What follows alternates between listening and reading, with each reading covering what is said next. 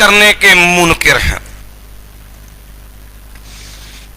یہی وجہ ہے کہ یہ لوگ انہوں نے ایک چور رستہ اختیار کیا ہے. وہ چور رستہ سمجھنے والا ہے. یہ بظاہر صلح حدیث کے انکاری نہیں ہے لیکن انداز بدترین منکرین والا ہے. ظاہر انکاری نہیں ہے لیکن عملاً بدترین انکار کا درجہ ہے. اب ان لوگوں نے انداز کیا اپنایا؟ یہ ایک ظالمانہ تقسیم کی جو متکلمین کی تقسیم ہے، فلسفیوں کی تقسیم ہے، اور وہ تقسیم یہ ہے کہ جناب حدیث یہ خبر واحد ہے اور یہ ظنی ہے. قرآن مجید جو ہے یہ متواتر ہے اور یہ قطعی ہے. لہذا یہ حدیث اگرچہ صحت کے اندر کتنے بھی اعلیٰ درجے کی ہو، یہ قرآن مجید کی تخصیص نہیں کر سکتی. بھائی کیوں نہیں؟ جب نبی علیہ الصلوۃ والسلام کو اللہ نے حق دیا وَأَنزَلْنَا إِلَيْكَ الذِّكْرَ لِتُبَيِّنَ لِلنَّاسِ مَا نُزِّلَ إِلَيْهِمْ. پھر اس کے بعد یہ تقسیم سمجھنے والی ہے. یہ اصل میں متکلمین اور فلسفیوں کی تقسیم ہے اور قطعاً یہ محدثین کی تقسیم نہیں ہے. یاد رکھیے یہ ہمارے ہاں اصول حدیث کے اندر بھی یہ تقسیم چلتی ہے. اگرچہ حافظ حجر رحمۃ اللہ علیہ نے نزہۃ النظر کے اندر بھی اس کو ذکر کیا ہے لیکن محدثین کا اس کو بیان کرنے کا مقصد اور ہے لیکن بنیادی طور پر یہ تقسیم محدثین کی ہے نہیں. مثال کے طور جس طرح آپ خبر واحد میں ایک بحث پڑھ کے آئے ہوں گے اصول حدیث کے اندر کہ خبر مشہور المحتف بالقرائن، ایک بڑی لمبی چوڑی بحث ہے اصول حدیث کے اندر. اب یہ بھی تقسیم اہل السنت والجماعہ کی نہیں ہے، یہ اصل تقسیم معتزلہ کی ہے جو بنیادی طور پر خبر واحد کی آڑ میں حدیث کے منکر ہیں. یہ تقسیم معتزلہ کی ہے کہ یہ خبر واحد ہے اور محتف بالقرائن ہے اور قرائن کے ساتھ یہ قوی ہو گئی اور پھر یہ حجت ہو گئی.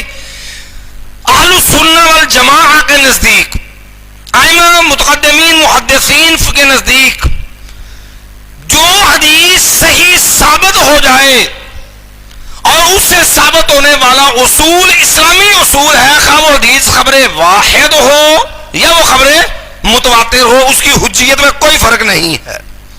یہ گمراہ لوگوں کا یہ انداز ہے، انہوں نے یہ روش اپنائی.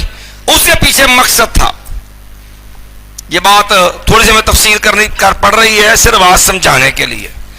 آپ حدیث کی وضع جھوٹی حدیثیں بنانے والے طبقات کا انداز پڑھیں نا، ان کی تھوڑی تاریخ.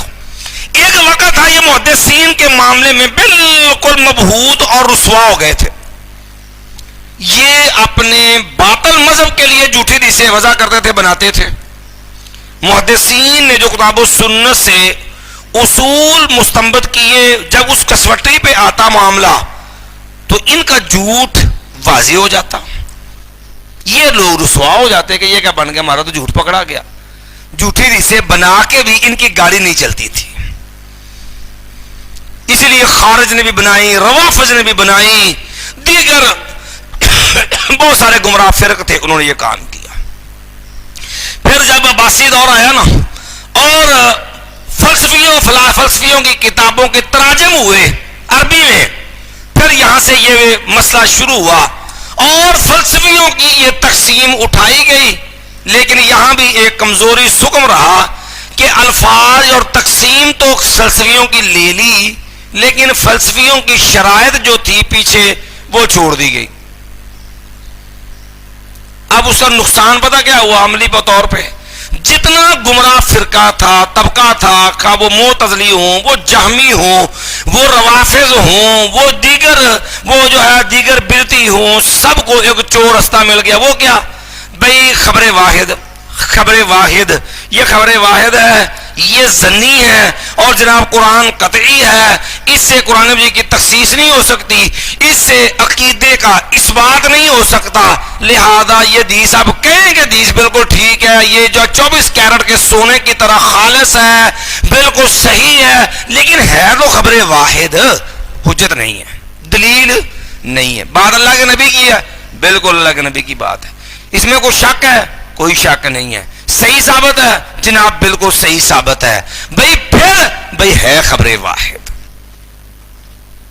یہ ہے وہ ظلم جس کو رد پھر محدثین نے کیا۔ آپ صحیح بخاری آپ نے پڑھی ہوگی، اس میں امام بخاری نے کتاب الاحاد کیوں پر باندھا ہے؟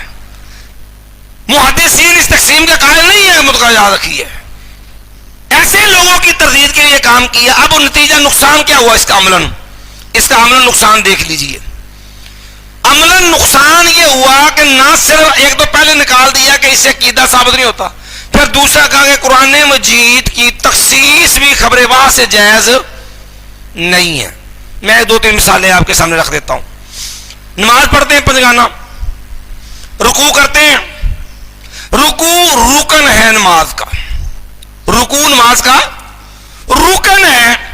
اب رکوع کا ایک معنی وہ ہے جو شریعت نے متعین کیا، بھئی آپ کی کمر جھکی جھکی ہو اور بالکل سیدھی ہو، سر برابر ہو، نہ اوپر ہو نہ نیچے، آپ کی ہتھیلیاں گھٹنوں پر ہونی چاہیے، اور آپ کے یہ بازو بالکل سیدھے ہونے چاہیے، وترا یدیہ، اور پھر اس کے بعد اس کے اندر طمانینت، سکون، ٹھہراؤ ہونا چاہیے، پھر اس کے اندر بیان کرنا تسبیحات۔ یہ شریعت نے باقاعدہ ایک مفہوم دیا، کس کا؟ اب جن لوگوں نے خبر واحد کی آڑ میں قرآن کی تخصیص کا انکار کیا نا، ان لوگوں نے پھر کئی چور رستے بنائے۔ بھائی قرآن مجید میں ہے وَارْكَعُوا مَعَ الرَّاكِعِينَ، رکوع کرو رکوع کرنے والوں کے ساتھ۔ کہتے دیکھیے یہ رکوع ہے، بھئی اس کے اندر شریعت کے جو مطالب ہیں وہ بھی ملحوظ رکھیے۔ کہتے ہیں نہیں، یہ چونکہ لفظ خاص ہے، یہ لفظ کیا ہے؟ خاص ہے، لہذا خاص ہے اور مبین ہے، اور اس کو مزید وضاحت کی ضرورت نہیں، لہذا حدیث رسول صلی اللہ علیہ وسلم سے اس کے لیے نہ کمر کی صحت جو سیدھا کرنے کی قید لگا سکتے ہیں، نہ گھٹنوں پہ ہاتھ رکھنے کی قید لگا سکتے ہیں، نہ سر کی برابری کی قید، نہ طمانینت کی قید، وہ ساری حدیثیں وہ سب فارغ۔ کیوں؟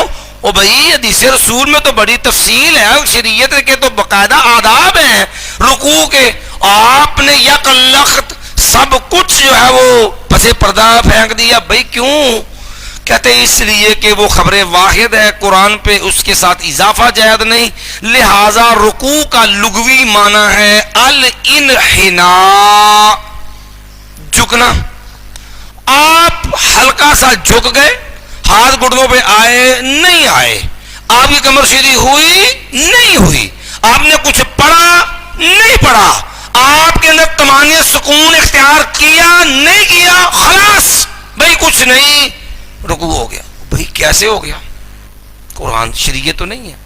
اب رستہ کون سا اپنایا؟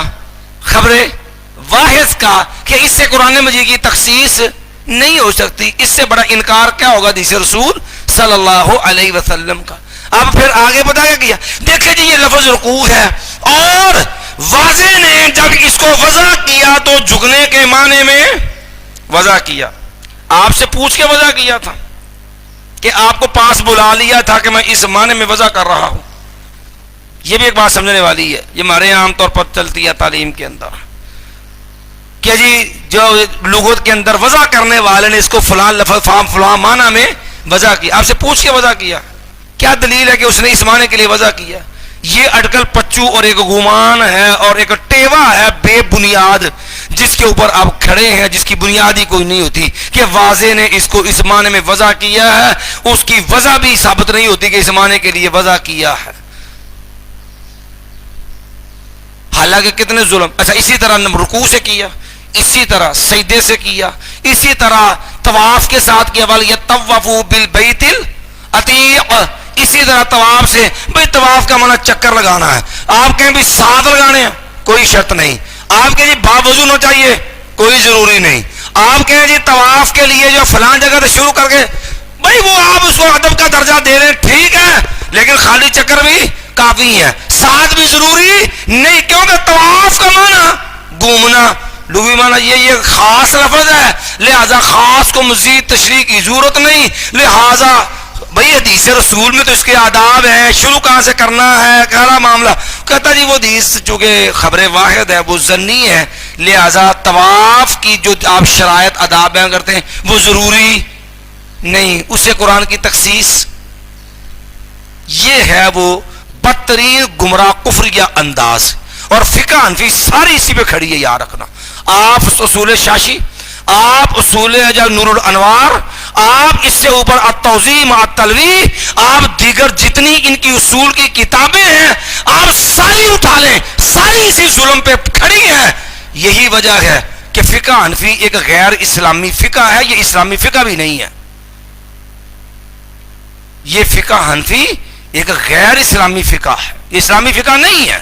کیونکہ اس کے اندر جب اسلامی مصادر سے انکار ہے اور اسلامی جو ہے جو مطلوب مقاصد ہے اس کی بجائے اپنے خانہ ساز الفاظ سے مراد اور بیان ہے، تو بھئی وہ شریعت کا مطلوب نہیں ہے. اب یہاں ایک اصولی غلطی کیا ہوئی ہے وہ بھی آپ کو عرض کیے دیتا ہوں کہ یہ خبر واحد کی آڑ میں انکار کیا حدیث کا کہ قرآن پہ اضافہ جائز نہیں ہے، اور اپنی مرضی سب کچھ کر دیا، لطیفے بھی بنائے پھر انہوں نے.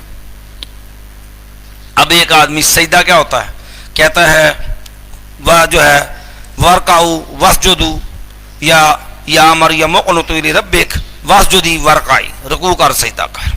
کہتے ہیں سجدے کا معنی ہوتا ہے انخفاض، رکوع کا معنی کیا تھا، انحناء، اس کا معنی اچھی طرح سے جھکنا. اچھا بھائی سجدے کے اندر تو نبی علیہ السلام کا فرمان ہے کہ لوگوں امرت ان اسجد علی سبعۃ اعظم، مجھے حکم ہے اللہ کی طرف سے. اور نبی علیہ السلام کو حکم کون دیتا ہے، اللہ. حکم ہے، اور امر تو حکم تو فرض کی فرضیت کے لیے ہوتا ہے، 7 اعضاء لگنے ضروری ہیں. کہتے بھائی نہیں ضروری نہیں ہے. بھائی کیوں؟ کہتے یہ لفظ خاص ہے. اچھا پھر بھائی آپ صرف پیشانی یا ناک آپ نیچے لگا لیں، باقی کوئی اعضاء آپ کا نیچے نہ لگے، سجدہ ہو گیا. کر کے دکھا دے کوئی. آپ نے ہاتھ بھی نہیں لگانے، آپ نے گھٹنے بھی نہیں لگانے، اور آپ نے ڈائریکٹ ناک لگانی ہے. سرجری والے ڈاکٹر سے رابطہ پہلے رکھیے گا، کیونکہ یہ آپ نے اپنی ذمہ داری پہ کرنا ہے. یا تو وہ کرے گا جو جمناسٹک کا ماہر ہو، یا پھر ناک کی ہڈی تڑوائے گا. کیوں؟ کیونکہ لغت کی آڑ میں سنت کا انکار ہے. اب حالانکہ دیکھیے آپ نے اصول فقہ پڑھی ہوگی، شریعت حقیقت کی 3 اقسام ہوتی ہیں. حقیقت کتنی قسمیں ہوتی ہیں؟ 3 اقسام ہوتی ہیں. ایک ہوتی ہے حقیقت شرعیہ، ایک ہوتی ہے حقیقت لغویہ، اور ایک ہوتی ہے حقیقت عرفیہ. حقیقت کی 3 اقسام ہوتی ہیں، حقیقت شرعیہ، حقیقت لغویہ، اور حقیقت عرفیہ.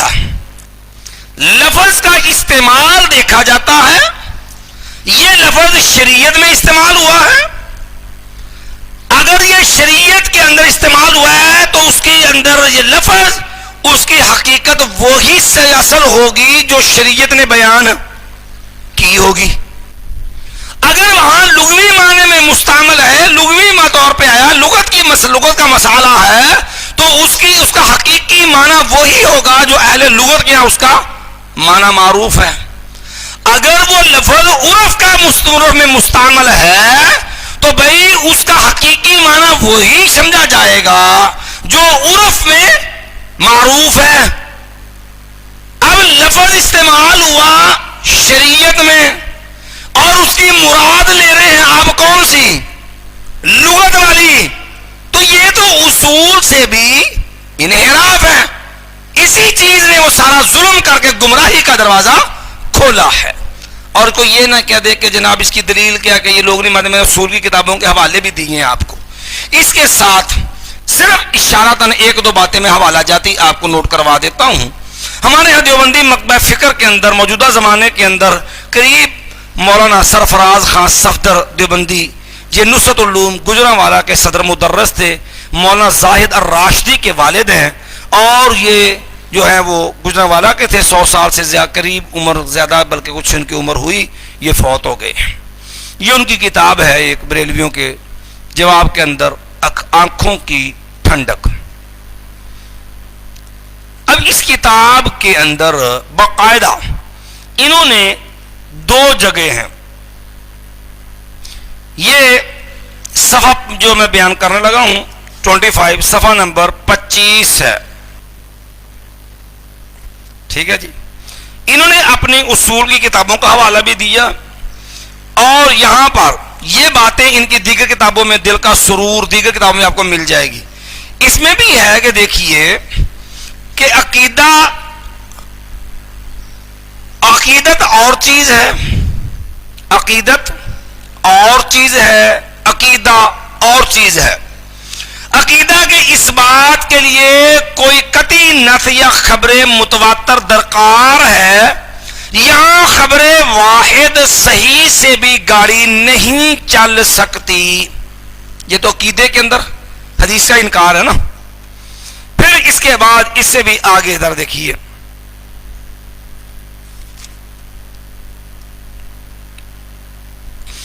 جب یہ بات ثابت ہو چکی کہ عقائد کا اس بات صحیح حدیث سے بھی درست نہیں جبکہ وہ خبر واحد ہو، اور ایسی حدیث کو قرآن کے مقابلہ میں پیش کرنا خان صاحب کی اصطلاح میں حرزہ بانی ہے۔ اصول بھی نقل کر رہے ہیں، اس کی تردید بھی نہیں کر رہے، اور خود انہوں نے لکھا ہے یہ بات کہ جب کوئی مؤلف مصنف کسی کی کو بات نقل کرے اور اس سے اختلاف نہ کرے تو وہ مصنف کا نقطہ نظر شمار ہوتا ہے۔ صفحہ 25 ہی ہے۔ اب اسی طرح آپ دوسرا مکتبہ فکر جو ہمارے ہاں ہے، بریلوی مکتبہ فکر، یہ فتاوی رضویہ ہے، مولانا احمد خان عامر رضا خان بریلوی جو بریلوی مذہب کے بانی ہیں، یہ ان کا فتاوی رضویہ ہے۔ اس کی جلد نمبر جو ہے وہ 29 ہے، اور صفحہ نمبر 488 ہے۔ لیجیے جی۔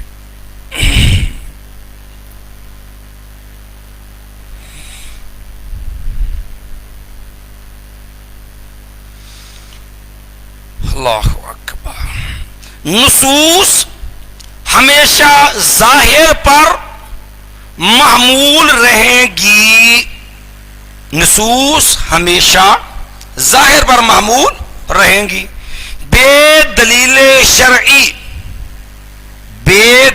شرعی تخصیص و تعویل کی اجازت نہیں، ورنہ شریعت سے جو ہے امان اٹھ جائے گا۔ نہ احادیث احاد اگرچہ کیسے ہی اعلیٰ درجے کی ہوں، عموم قرآن کی تخصیص کر سکیں۔ یہ حدیث اگر خبر واحد کتنی بھی اعلیٰ درجے کی کیوں نہ ہو، وہ قرآن کی تخصیص نہیں کر سکتی، بلکہ اس کے حضور مضمحل ہو جائیں گی، وہاں پر آ کے وہ ختم ہو جائیں گی، ان کی کوئی حیثیت باقی نہیں رہے گی۔ اور اسی طرح کہتے ہیں جی، آگے مزید لکھتے ہیں، عمومات آیات قطعیہ قرآنیہ کی مخالفت میں، ٹھیک ہے جی، اخبار احاد سے استناد محض غلط ہے۔ کہ قرآن مجید کا ایک عموم کھڑا ہے، آپ کہیں کہ اس عموم کی تخصیص نبی کریم صلی اللہ علیہ وسلم کی حدیث سے کرتے ہیں، چونکہ آپ معلم قرآن، آپ نعت کے وحی، آپ کا حق تفسیر اللہ نے بیان کیا، تو کہتے ہیں جی اگر ایسا کرتے ہیں تو آپ نے صریحاً غلط کام کیا ہے۔ بات سمجھ آ گئی ہے؟ تو یہ ہے تقدس کے پردے کے اندر چھپا ہوا غلاظت کا وہ ڈھیر جس کو جو ہے وہ عقیدت کی آڑ میں عام کیا جاتا ہے. ایک گروہ تو یہ ہے جو سنت کے انکاری ہیں. ہمارے یہاں دوسرا طبقہ ہے غلام محمد پرویز، یہ پرویزی فرقہ. ان بدبختوں نے بھی سنت پہ اب یہ بھی کہتے ہیں جی دیکھیے اطیعوا اللہ و اطیعوا الرسول. اب جو نبی علیہ السلام کا حق تفسیر، تبیین، تشریح، توضیح ہے نا، وہ نبی علیہ السلام نہیں کریں گے، وہ اس دور میں تھی. اب کون کرے گا؟ قیامت کا دین تو قیامت کے لیے ہے. کہتے نہیں. اب اس کے لیے انہوں نے ایک اصطلاح بنا لی. انہوں نے کہا جناب یہ کام جو ہے وقت کا جو حکمران ہوگا نا، یہ اس کی ڈیوٹی ہوگی. بھائی اس کو حق کس نے دیا ہے؟ خلیفہ کو. خلیفہ کا وہ حکمران ہے. پھر ہر خلیفہ کے بعد دوسرے خلیفہ سے جب اس کا اختلاف ہوگا تو بھائی پھر نتیجہ اس کا حل کہاں سے نکلے گا؟ اس کو انہوں نے نام دیا ہے مرکز ملت، کہ قرآن کی تشریح تفسیر کا حق کس کو ہے؟ جی ہم نے عرض کیا کہ پرویزی فرقہ جو ہے نا، مسٹر غلام احمد پرویز کے ایک پیروکار، وہ بھی نبی کریم صلی اللہ علیہ وسلم کی اس تفسیری حق کے منکر ہیں کہ حدیث رسول سے تشریح تفسیر توضیح نہیں ہو سکتی. وہ کہتے ہیں جو وقت کا خلیفہ حکمران ہوگا یہ حق تفسیر اس کو حاصل ہوگا، اور اس کو انہوں نے نام دیا ہے مرکز ملت. اب سوال ہے، نبی تو شارع صاحب وحی، نبی کی بات تو قرآن کے بیان میں حجت نہیں، بھائی مرکز ملت کی بات کے حجت ہونے کی دلیل کیا ہے؟ یہ اس کی بات وحی الہی کیسے ہے؟ پھر جب مرکز ملت بدل جائے گا، آخر خلیفہ نے جو حکمران مرنا ہے کہ نہیں، آگے بڑھنا ہے کہ نہیں، یہ سلسلہ چلنا ہے کہ نہیں آگے. تو جب ان کی تشریحیں آپس میں ٹکرائیں گی تو بھئی پھر کس کی تشریح جو ہے وہ حجت ہوگی؟ ایک سعودی حکمران کی ہے مرکز ملت، ایک سعودیہ کا ہے، ایک پاکستان کا ہے، ایک عمان کا ہے، ایک ایران کا ہے.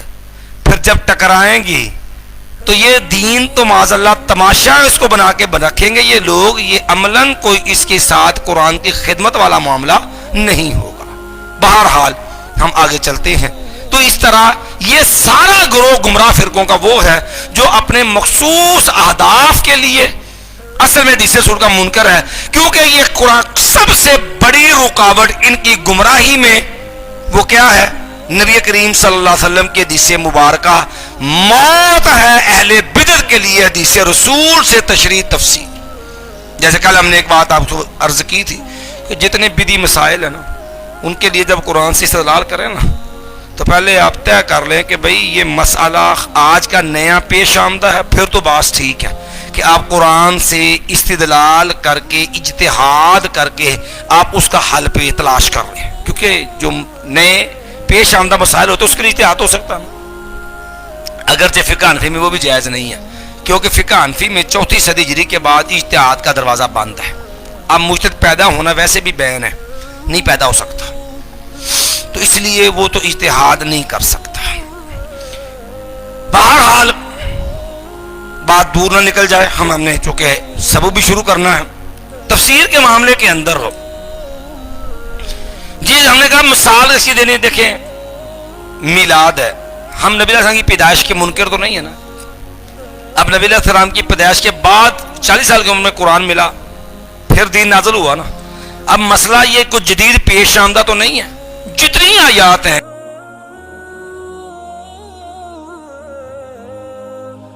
کیونکہ میلاد کا معنی ولادت باسعادت، اس کے تو ہم منکر نہیں ہے نا، بھئی پیدا ہوئے نا. نبی علیہ السلام کی پیدائش کے تو اہل الحدیث منکر نہیں ہیں. اختلاف کہاں پہ ہے؟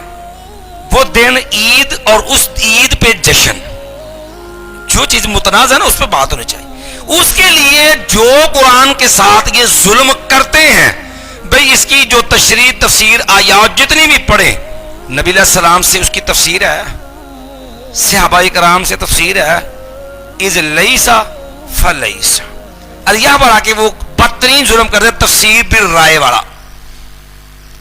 تفسیر بالرائے والا کیا ہوتی ہے؟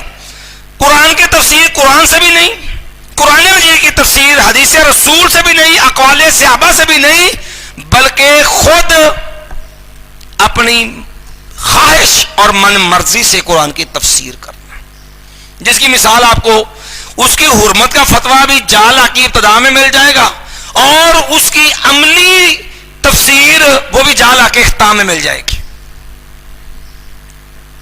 لکھتے بیچارے کچھ اور ہیں، کرتے کچھ اور ہیں. مثال لے لیں، یوم ندعو کل اناس بامامہم. اب آپ قرآن جی کا سیاق پڑھیے، وہاں تو بات ہی نامہ اعمال کی ہے، اور یہ مانا کیا کر دیا؟ ہر قوم کو ہم ان کے امام کے ساتھ بلائیں گے. شافیوں کو شافی، امام شافی کی طرف، امام مالک کو مالکیوں کے پیچھے، حنبلیوں کو امام احمد ابن حنبل. اب بتائیے کہ یہاں وہ امام کا معنی اپنا ماحود فقہی امام، بھئی یہ تفسیر قرآن میں ہے، حدیث رسول کی ہے، یہ صحابہ کرام کی تفسیر ہے. چلیے جی، اس کے بعد تفسیر کا درجہ ہے تفسیر القرآن باقوال الصحابہ.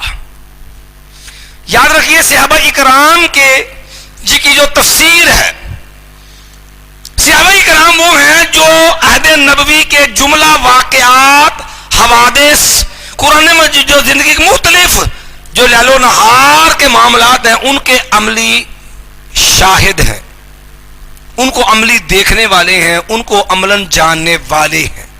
اس لیے سب سے اقرب تفسیر جو ہے وہ قرآن کے نبی علیہ السلام بعد صحیح تفسیر کس کی ہوگی؟ صحابہ کرام کی. اور یہی امت کے اصل سلف ہیں، جو ہم یہ سلفی بھی کہلاتے ہیں نا. اصحاب محمد کی طرف نسبت آئی ہے، ہم المنتسبون الی الاسلاف ای الصحابہ، یہ اصل اسلاف ہے. اور یہی انداز صحابہ کرام کا ہے کہ قرآن کی تفسیر نبی علیہ السلام کے بعد سب سے زیادہ جاننے والے کون ہیں؟ اصحاب محمد. سیدنا عبداللہ ابن عباس رضی اللہ عنہ کا خوارج کے ساتھ مناظرہ ہوا، اور سیدنا عبداللہ ابن عباس رضی اللہ عنہ نے خارجیوں سے یہ بات کہی تھی، جئتکم من عند اصحاب النبی صلی اللہ علیہ وسلم ولیس احد منکم. بھئی دیکھو، میں ابن عباس تمہارے پاس صحابہ کرام کی جانب سے آیا ہوں، اور تم میں کوئی آدمی بھی صحابی رسول نہیں ہے. پھر اگلا جملہ جو ہے وہ ہمارے اسی موضوع کا ہے، وَهُمْ عَالَمُ بِالْوَحْيِ مِنْكُمْ. بھئی وحی کو وہ لوگ تم سے زیادہ اچھا جانتے ہیں، زیادہ بہتر جانتے ہیں. وَهُمْ عَالَمُ بِالْوَحْيِ مِنْكُمْ. بھی وحی کو وہ لوگ تم سے زیادہ بہتر جانتے ہیں. اسی لیے امام بخاری رحمہ اللہ اور بعض دیگر صحابہ اکرام، بعض دیگر محدثین کے نزدیک صحابی کی تفسیر وہ مرفوع حدیث کے درجے میں ہوتی ہے. یہ بات امام حاکم نے بھی لکھی ہے. تفسیر الصحابی عندہما مسند. تفسیر الصحابی عندہما مسند. امام بخاری، مسلم اور بعض دیگر ائمہ کے نزدیک صحابی کی تفسیر مرفوع حدیث نبی علیہ السلام کی بات کی طرح ہے، مرفوع حدیث کے حکم میں ہے. لیکن یہ اتفاقی نہیں ہے، بہت سارے علم کو اس سے اختلاف ہے، اس کا قائل نہیں. اصل میں اس میں نا کچھ تفصیل ہے. وہ تفصیل یہ ہے کہ جو تفسیر جو صحابہ کرام سے منقول ہے اس میں اختلاف نہیں، صحابہ کرام کو اس میں اختلاف نہیں ہے، اور وہ ذاتی اجتہاد بھی پر مبنی نہیں ہے جس میں اختلاف اتفاقی ہے. تو بھئی وہ تو حجت ہے، اس میں تو کوئی اختلاف، اس کا درجہ یہی ہے. لیکن جو صحابی کی تفسیر ایسی ہے جو اتفاقی نہیں ہے، اس میں اختلاف ہے، وہاں وہ مرفوع حدیث کے درجے میں نہیں ہوگی، اس میں پرکھنا ہوگا. مثال لے لیجیے اس کی. قرآن مجید میں اولا مستم النساء، اولا مستم النساء. اب لمس سے مراد کیا ہے؟ کیا اس سے مراد بیوی کے ساتھ ازدواجی تعلق ہے یا محض چھونا ہے کہ ہاتھ عورت کو لگا لیا؟ کیا اسی کے ساتھ جو ہے وہ غسل لازم ہو جائے گا یا وضو لازم ہو جائے گا، یا ازواجی تعلق کے نتیجے میں آپ کے اوپر طہارت لازم آئے گی؟ اب سیدنا عبداللہ ابن مسعود رضی اللہ عنہ لمس کا معنی عام چھونا کرتے ہیں. حبر امت سید عبداللہ ابن مسعود رضی اللہ عنہ لمس کا معنی عام چھونا کرتے ہیں، جبکہ دیگر صحابہ کرام اسے مراجعہ دیتے ہیں. اور دلائل کی روح سے سید عبداللہ ابن مسعود رضی اللہ عنہ کے بجائے دیگر صحابہ کرام کی تفسیر کیا ہے؟ وہ راجح ہے. لیکن سید عبداللہ ابن مسعود رضی اللہ عنہ کی یہ تفسیر وہ جو ہے ان کی شخصی رائے ہے، وہ اس درجے میں نہیں ہے. اختلاف کی صورت کا ایک اس کی مثال یہ لے لیجیے. اسی طرح اس میں وہ صحابہ کرام بھی آ جاتے ہیں جو اسرائیلیات کے حوالے سے معروف ہیں. ان کے اندر بھی دیکھا جائے گا کہ ان کی وہ بات اسرائیلیات سے ماخوذ تو نہیں ہے، جیسے عبداللہ بن سلام رضی اللہ تعالی عنہ ہیں. تو اس لیے صحابہ کرام کی جو تفسیر اسے منقول ہے اور میں اختلاف نہیں ہے، تو ایسی تفسیر جو ہے وہ حجت ہے. اور اس کی وجہ سے صحابہ کرام کا بھی یہ منہج ہے کہ وہ وحی الہی کو دیگر لوگوں سے زیادہ بہتر جاننے والے ہیں. اس کے بعد درجہ ہے تابعین کی تفسیر کا.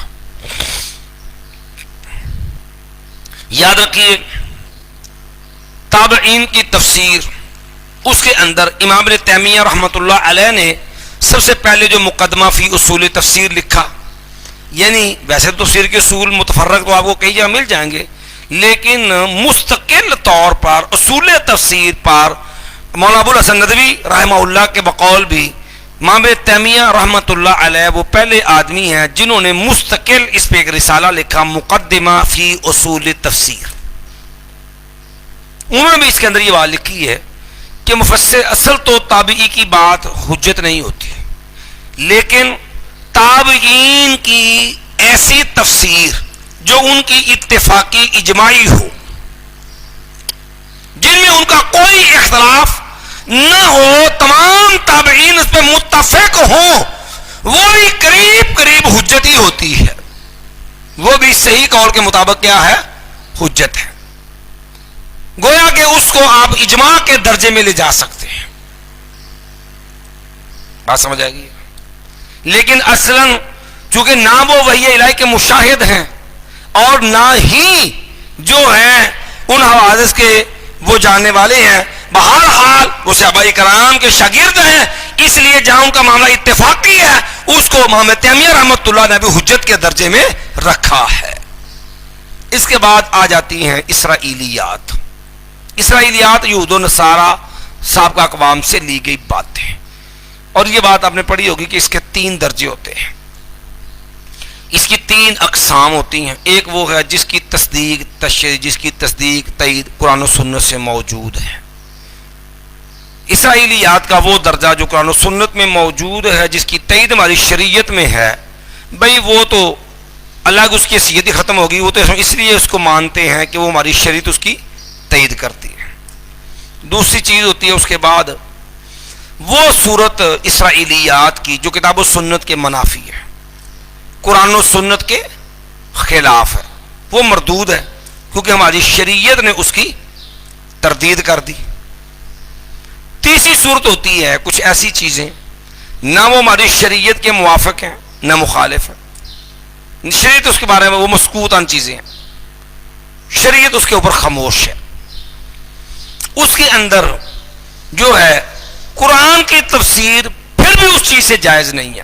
ہاں اہل علم کے ہاں جو اس بارے میں رائے ہے، حدثوا عن بنی اسرائیل ولا حرج، اس معاملے کے اندر اس میں جو چیزیں بطور نصیحت، عبرت، ٹھیک ہے جی، موعظت وغیرہ کے لیے ہوں، ان کو بعض اہل علم بیان کے قائلین ہیں، لیکن اس وضاحت کے ساتھ کہ یہ اسرائیلیات سے ماخوذ ہے، ورنہ یہ تفسیر کا نہیں۔ اس کے بعد اگلا درجہ تفسیر کے اندر لغت عرب۔ دیکھیے لغت ایک بنیادی مصدر ہے، لیکن شریعت کے مقاصد کے لیے اصل درجہ تفسیر، تفسیر القرآن بالقرآن، تفسیر القرآن بالسنہ، تفسیر القرآن باقوال صحابہ کا۔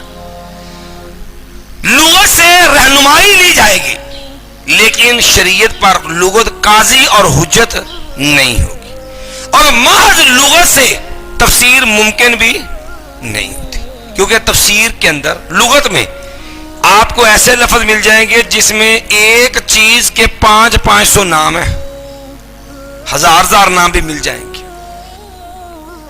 پھر اس کے اندر لغوی معنی متعدد ہوتے ہیں،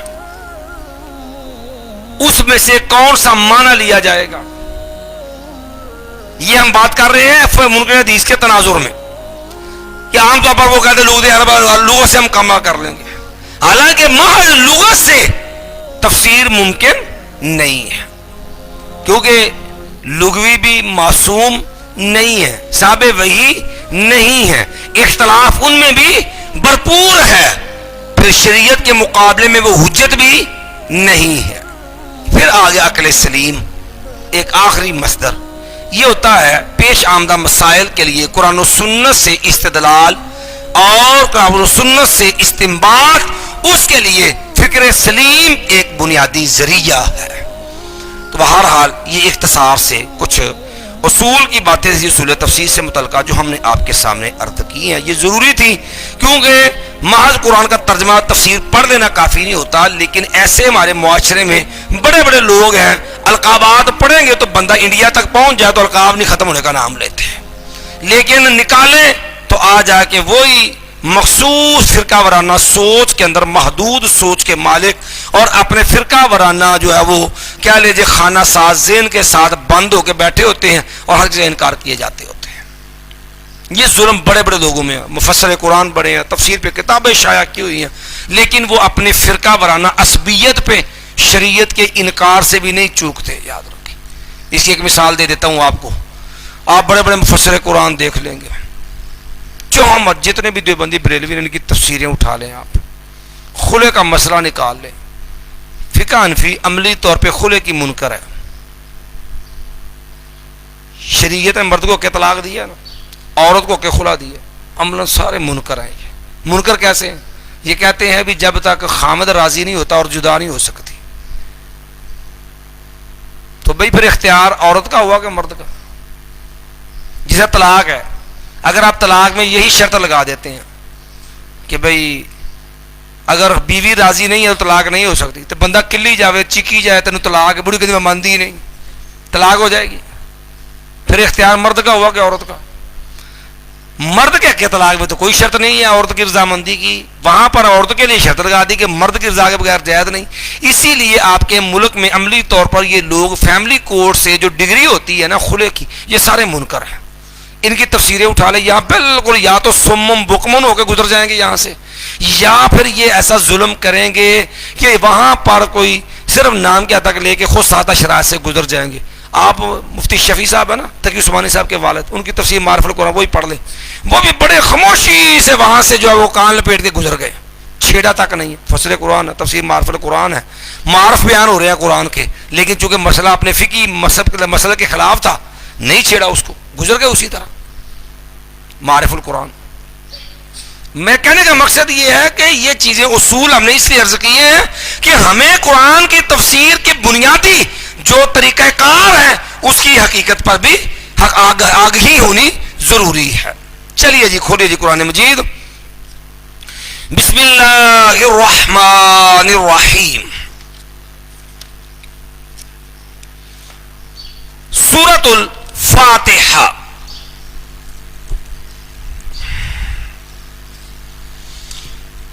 اللہ قرآن مجید کے اندر کچھ چیزیں ایسی ہیں جس کو آپ نے یہ ملحوظ رکھنا ہے کہ کچھ چیزیں حاشیے سے باہر ہوتی ہیں، کچھ اندر ہیں۔ جو چیزیں حاشیے کے باہر ہیں، جن کے اندر حزب، ربع، نصف، ثلاثہ، ٹھیک ہے جی، یا رکوعات، صورتوں کی نمبرنگ، مکی مدنی کی تقسیم، یہ چیزیں مصحف کا حصہ نہیں ہے.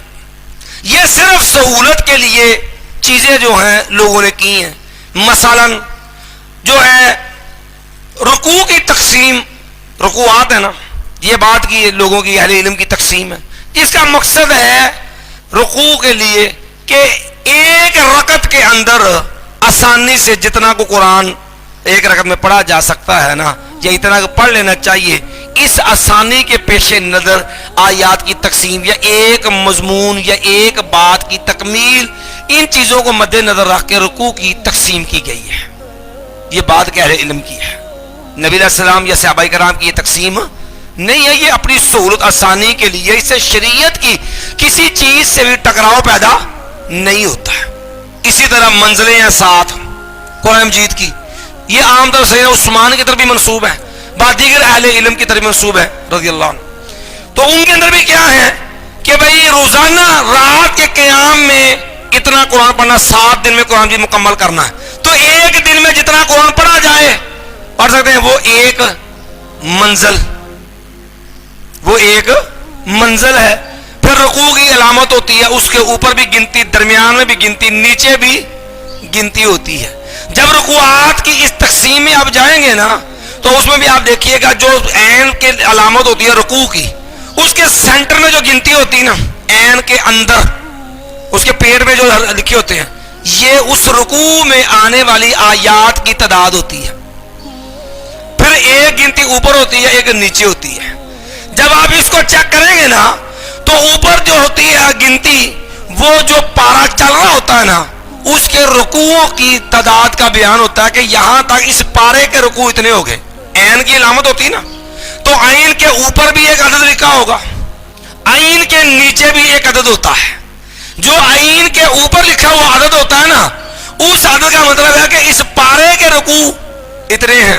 مثال کے طور پہ اوپر لکھا ہے 9، اور نیچے جو ہوگا، مثال نیچے لکھا ہے 15، تو اس کا مطلب ہوتا ہے کہ اس سورت کے کل رکوع یہاں تک کتنے ہو گئے ہیں؟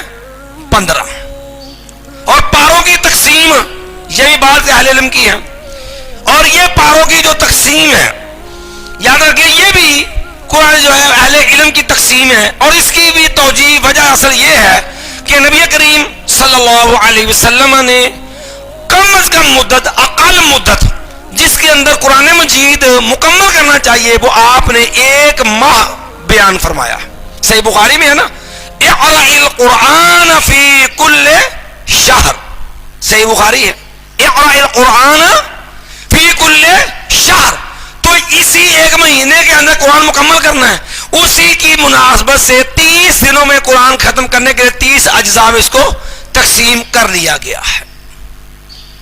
یہ بھی تقسیم بعد کے اہل علم کی ہے، اور یہ بھی آسانی اور سہولت کے پیش نظر یہ تقسیم کی گئی ہے. 40 چوری بکریاں کا نا معاملہ رافضیوں کا، یاد رکھیے، روافض سے 10 پاروں کا اختلاف نہیں ہے کہ 40 جو شیعہ کہتے جی 40 پارے تھے جی 10 جی وہ کہتے بکری کھا گئی تو فلاں ہو گیا. یہ عوامی باتیں ہیں. ہمارا شیعہ سے بنیادی نقطہ جو اختلاف ہے وہ تحریف قرآن کا ہے.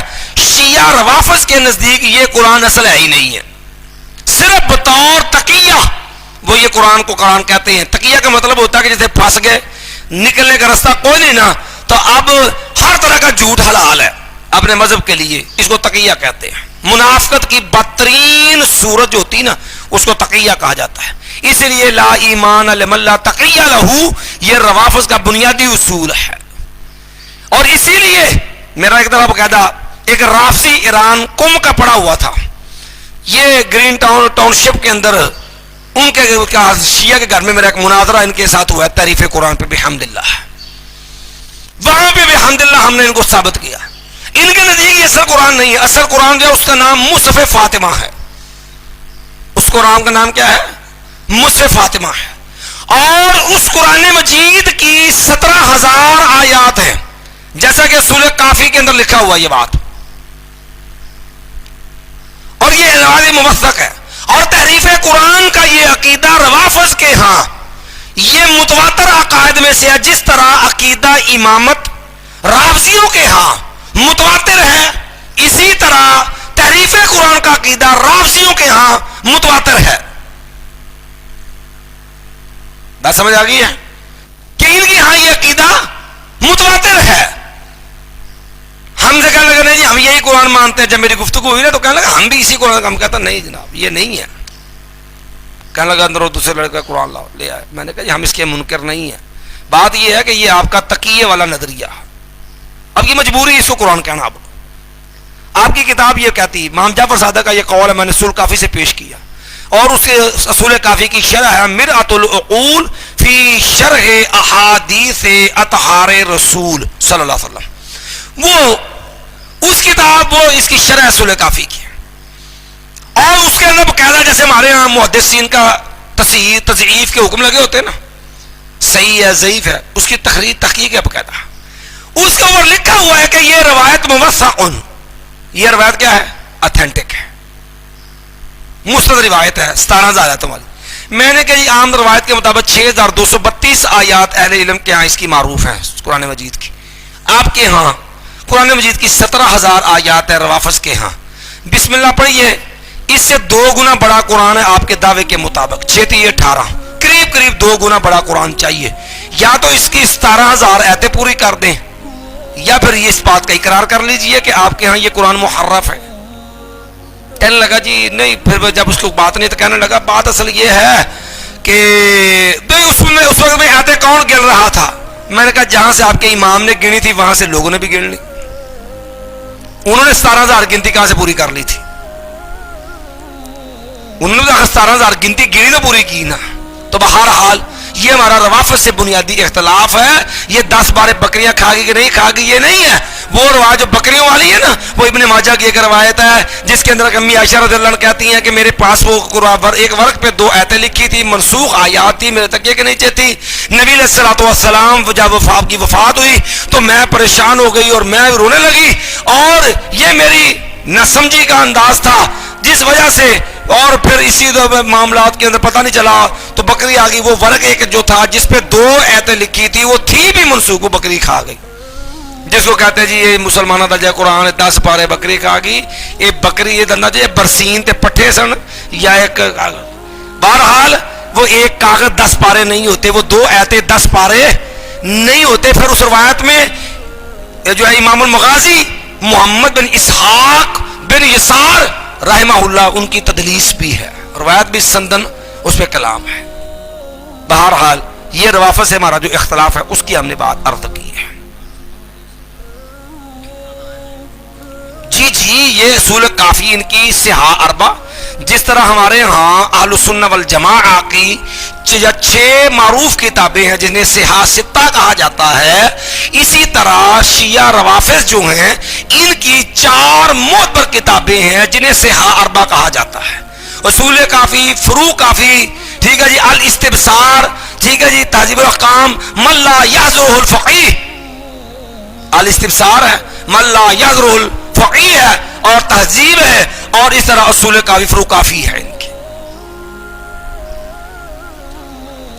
یہ باقاعدہ اس کے اندر ابواب ہے ان کے, پوری ان کی جو ہے وہ بنیادی دستاویز ہے ان کے دین کی. جیسے آپ کے صحیح بخاری مسلم ہے نا, جیسے آپ کے ہاں بخاری کا درجہ ہے نا, اس طرح ان کے اصول کافی کا درجہ ہے. اصول کافی کی یہ روایت ہے بھی اتھینٹک موثق ہے. جیسا کہ ہم نے آپ کو بتایا مرآۃ العقول فی شرح احادیث اطہار رسول. یا مکتبہ شاملہ نکالیں گے نا, مکتبہ شاملہ جب کھولیں گے تو اس میں آپ جو ہے کتب الشیعہ پہ چل جائیے, کتب روافظ, کتب روافظ کے تحت آپ کو یہ چیز مل جائے گی, یہ کتاب مل جائے گی. کیونکہ جب میں نے یہ والا پیش کیا, میں استاد محترم جو ہے شیخ مفتی مبشر ربانی حافظہ اللہ تعالی, اللہ استاد محترم کو تندرستی صحت عطا فرمائے, استاد محترم سے تیاری کر کے گیا تھا. استاد محترم سے باقاعدہ میں کتاب لے کے گیا تھا. اب اس نے تصدیق کے لیے جو مکتبہ شاملہ کھول کے نکالی, وہ جو نسخہ میرے پاس مطبوع تھا وہی مکتبہ شاملہ کے اندر بھی وہ شامل تھا, جس وجہ سے ان کے لیے دروازہ بند ہو گیا تھا نکلنے کا. یہ ہمارے ایک بھائی ہیں سلمان, ٹاؤن شپ میں رہنے والے ہیں, ان کا خیر خاندان شیعہ ہے.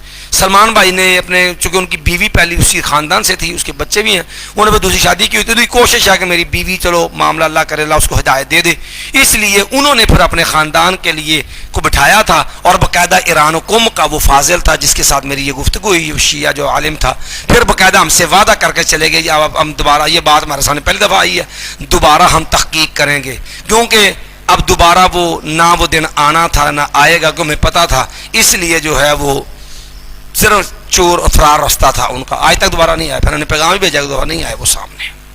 چلیے جی، بہرحال ایک ورق تھا اس طرح ورق کا، نہیں وہ منسوخ آیت تھا، میں نے عرض کیا پہلے، وہ منسوخ آیت تھی جس کا حکم ختم ہو چکا ہے، وہ ختم ہو گیا تھا جی، رائد رضا سے متعلقہ منسوخ آیت تھی جی، نہیں وہ ان کے نزدیک 12واں امام جس کی پیدائش بھی متنازع ہے، وہ 12واں امام جسے قائم آل محمد کہتے ہیں، امام منتظر کہتے ہیں، امام مہدی کہتے ہیں، ٹھیک ہے جی، جس کے نام کی گاڑیوں کے پیچھے باقاعدہ پلیٹ لگی ہوتی ہے، لکھا ہوتا ہے یا امام المنتظر یا امام الغائب ادرکنی، یہ لکھا ہوتا نا، قائم آل محمد جسے یہ کہتے ہیں، جس نے آل محمد کو آگے کھڑا کرنا سارا جو ہے، جن کو یہ ماحود مہدی کہتے ہیں، وہ کہتے ہیں جی غار میں ہے، اس کی پیدائش بھی متنازع ہے، کیونکہ 11ویں امام کی اولاد نہیں ہوئی تھی۔ اب ان کے ہاں امامت منصوص ہے، یہ مسئلہ چونکہ دوسرا ہے، تو وہ باتیں آپ کے اثر کے بعد جو دروس ہوں گے ان میں امید ہے انشاءاللہ یہ چیزیں آ جائیں گی، چونکہ ہمارے موضوع درگاہ نہیں، وہ 12واں امام ہے، وہ پیدا ہوا کہ نہیں ہوا یہ بھی متنازع ہے، پھر وہ بعض کے نزدیک تو ہوا ہی نہیں ہے، اصل بھی یہی ہے، کیونکہ 11ویں امام کی اولاد ہی کوئی نہیں تھی، پھر ان کے نزدیک نہیں جی ہوا تھا، 5 سال کی عمر تھی، گم ہو گیا کہ غار میں چھپ گیا، اور وہ آج تک نہیں آئی، یہ شب برات جو گزری ہے، اس رات یہ لوگ نہروں پہ دریاؤں پہ جا کر کے مجلس سے کر کے 12ویں امام کو آوازیں دیتے ہیں، باقاعدہ دریاؤں کے اندر جو ہے رکے لے کے ڈالے جاتے ہیں، امام صاحب بڑے کھجل ہو گئے، تشریف لے آؤ۔ چلیے جی، بہرحال سورۃ الفاتحہ مکیۃ،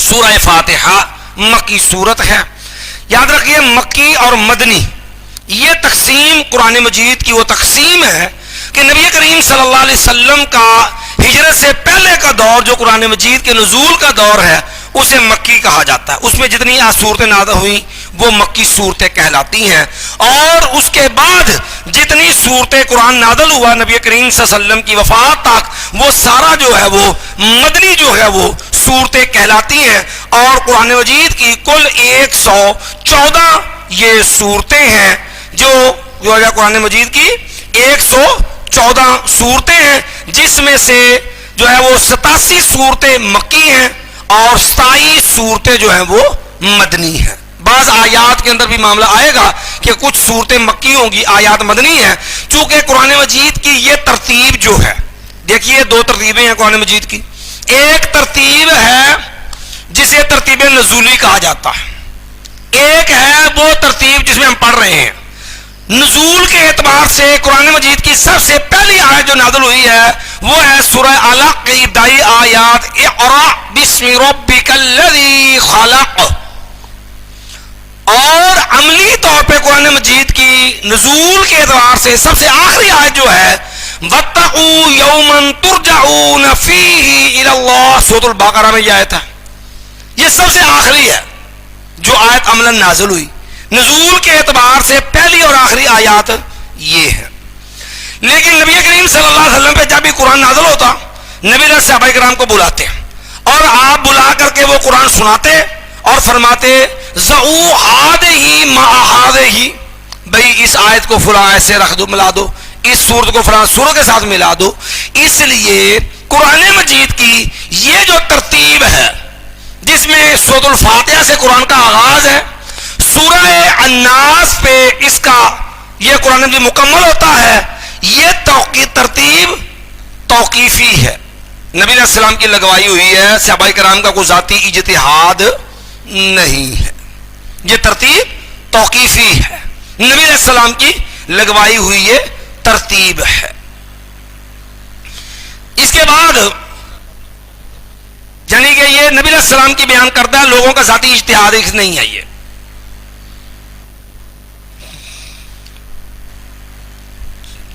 بسم اللہ الرحمن الرحیم،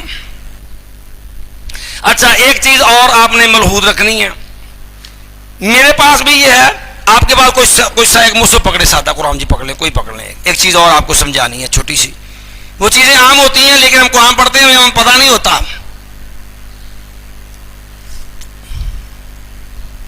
اس کے شروع میں انہوں نے لکھا نہیں ہے، خیر دوسرا عام سادہ پکڑیں، یہ عربی چھاپے لگ رہا ہے کوئی دوسرا نا. یہ دیکھیں میرے پاس یہ قرآن مجید ہے نا، تو اس کے اندر آپ دیکھیں گے یہ سورۃ الفاتحہ ہے، تو اس کے ابتدا میں نمبر 1 لگا ہوا ہے، اور آگے جہاں لکھا سورۃ الفاتحہ مکی یا آگے نمبر 5 لکھا ہوا ہے ایسے ہی. یہ نمبر کیا ہے؟ ہماری عام طور پر چیزوں پہ توجہ نہیں ہوتی، قرآن جی پڑھتے ہیں، یہ ایک شروع میں نمبر لگا ہوا ہے، ایک آخر پہ نمبر لگا ہوا ہے. یہ جو نمبر 2 ہوتے ہیں نا، یہ ایک ہے ہماری موجودہ ترتیب کا پہلا نمبر، اور یہ 5 نمبر جو ہے یہ ترتیب نزولی کا نمبر ہوتا ہے کہ نزول کے اعتبار سے یہ 5ویں نمبر پہ نازل ہوئی ہے. یہ جہاں بھی آپ کو کوئی صورت بھی نکالیں گے نا، وہاں پر ہی آپ کو یہ صورت الگ نکالیں آپ، وہاں کتنے نمبر ہے؟ تو پھر یہ مدینے کے آخر دور میں نازل ہوئی ہے سورۃ البقرہ. نزول کے اعتبار سے شروع میں 2 نمبر لکھا ہوگا کہ موجودہ ترتیب کے اندر جو ہے وہ 2 نمبر دوسری صورت ہے. نزول کے اعتبار سے یہ 87ویں صورت ہے. آپ سورۃ العلق نکالیے، 30واں پارہ نکالیے نا، اقرأ بسم ربک الذی خلق، وہ نکال لیجیے جی. دیکھیے ذرا کیا نمبرنگ اس کے اوپر، اس کے آخر میں نمبر کون لکھا، نمبر لگا کہ نہیں؟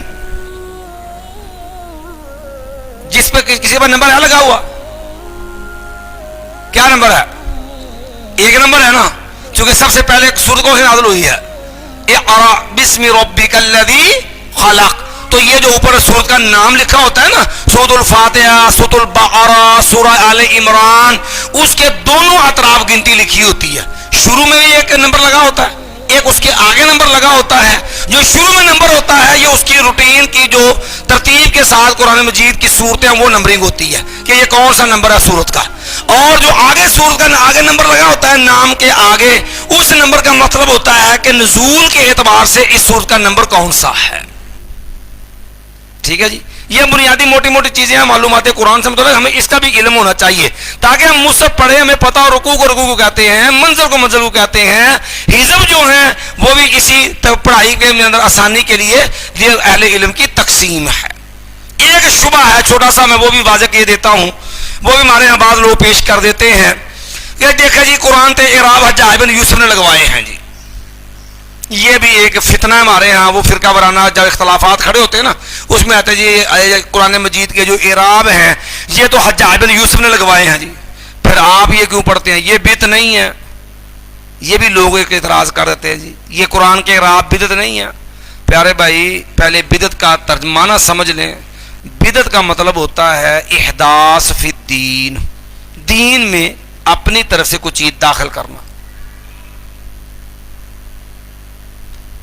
یہ جو اعراب ہیں یہ اجمیوں کی سہولت کے لیے ان کو واضح کیا گیا ہے، وگرنہ یہ نئی کوئی چیز داخل نہیں ہے. اہل زبان کو ان حرکات کو لگانے کی ضرورت نہیں تھی، اس کے بغیر ہی وہ اس کو اس طرح پڑھ لیتے ہیں.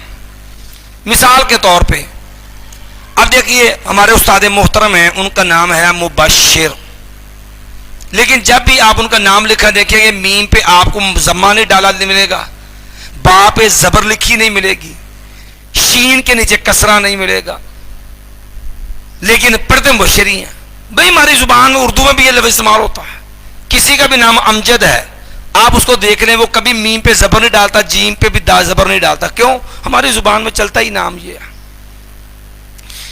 ہم جب بولتے ہیں نام تو نام کیا بولتے ہیں؟ امجد، لیکن حرکات لکھتے نہیں. کیوں؟ ہم بھی ہماری زبان ہے، ہمیں اس کو بغیر راب کے پڑھ لیتے ہیں.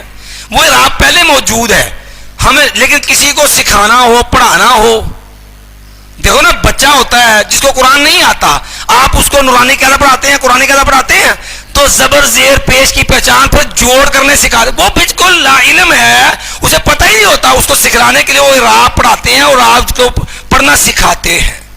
تو جو ان کی چونکہ اپنی زبان ہے, اعراب پہلے سے ہوتے ہیں. اعراب کے بغیر تو آپ ایک حرف نہیں پڑھ سکتے, ایک حرف بھی بغیر راب کے نہیں پڑھ سکتے. کوئی دنیا کا حرف لائیں جو بغیر راب کے پڑھنا ہو آپ نے, کوئی حرف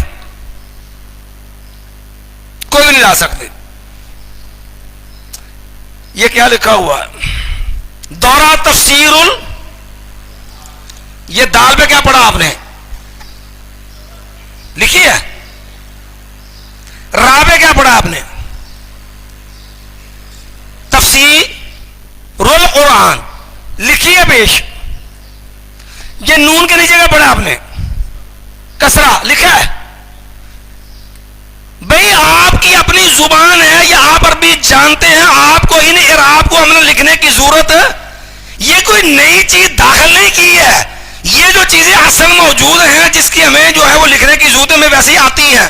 تو یہ عجمی لوگ, غیر عربی لوگ جب جو ہے وہ مسلمانوں سے ملے, ان کو لیے عربی سیکھنے میں دشواری کا سامنا ہوا, تو ان کی سہولت کے لیے ان کو ظاہر کیا گیا کہ نئی چیز میں داخل نہیں کی گئی ہے. چلیے جی, بہرحال جی چلیے جی. بسم اللہ الرحمن الرحیم.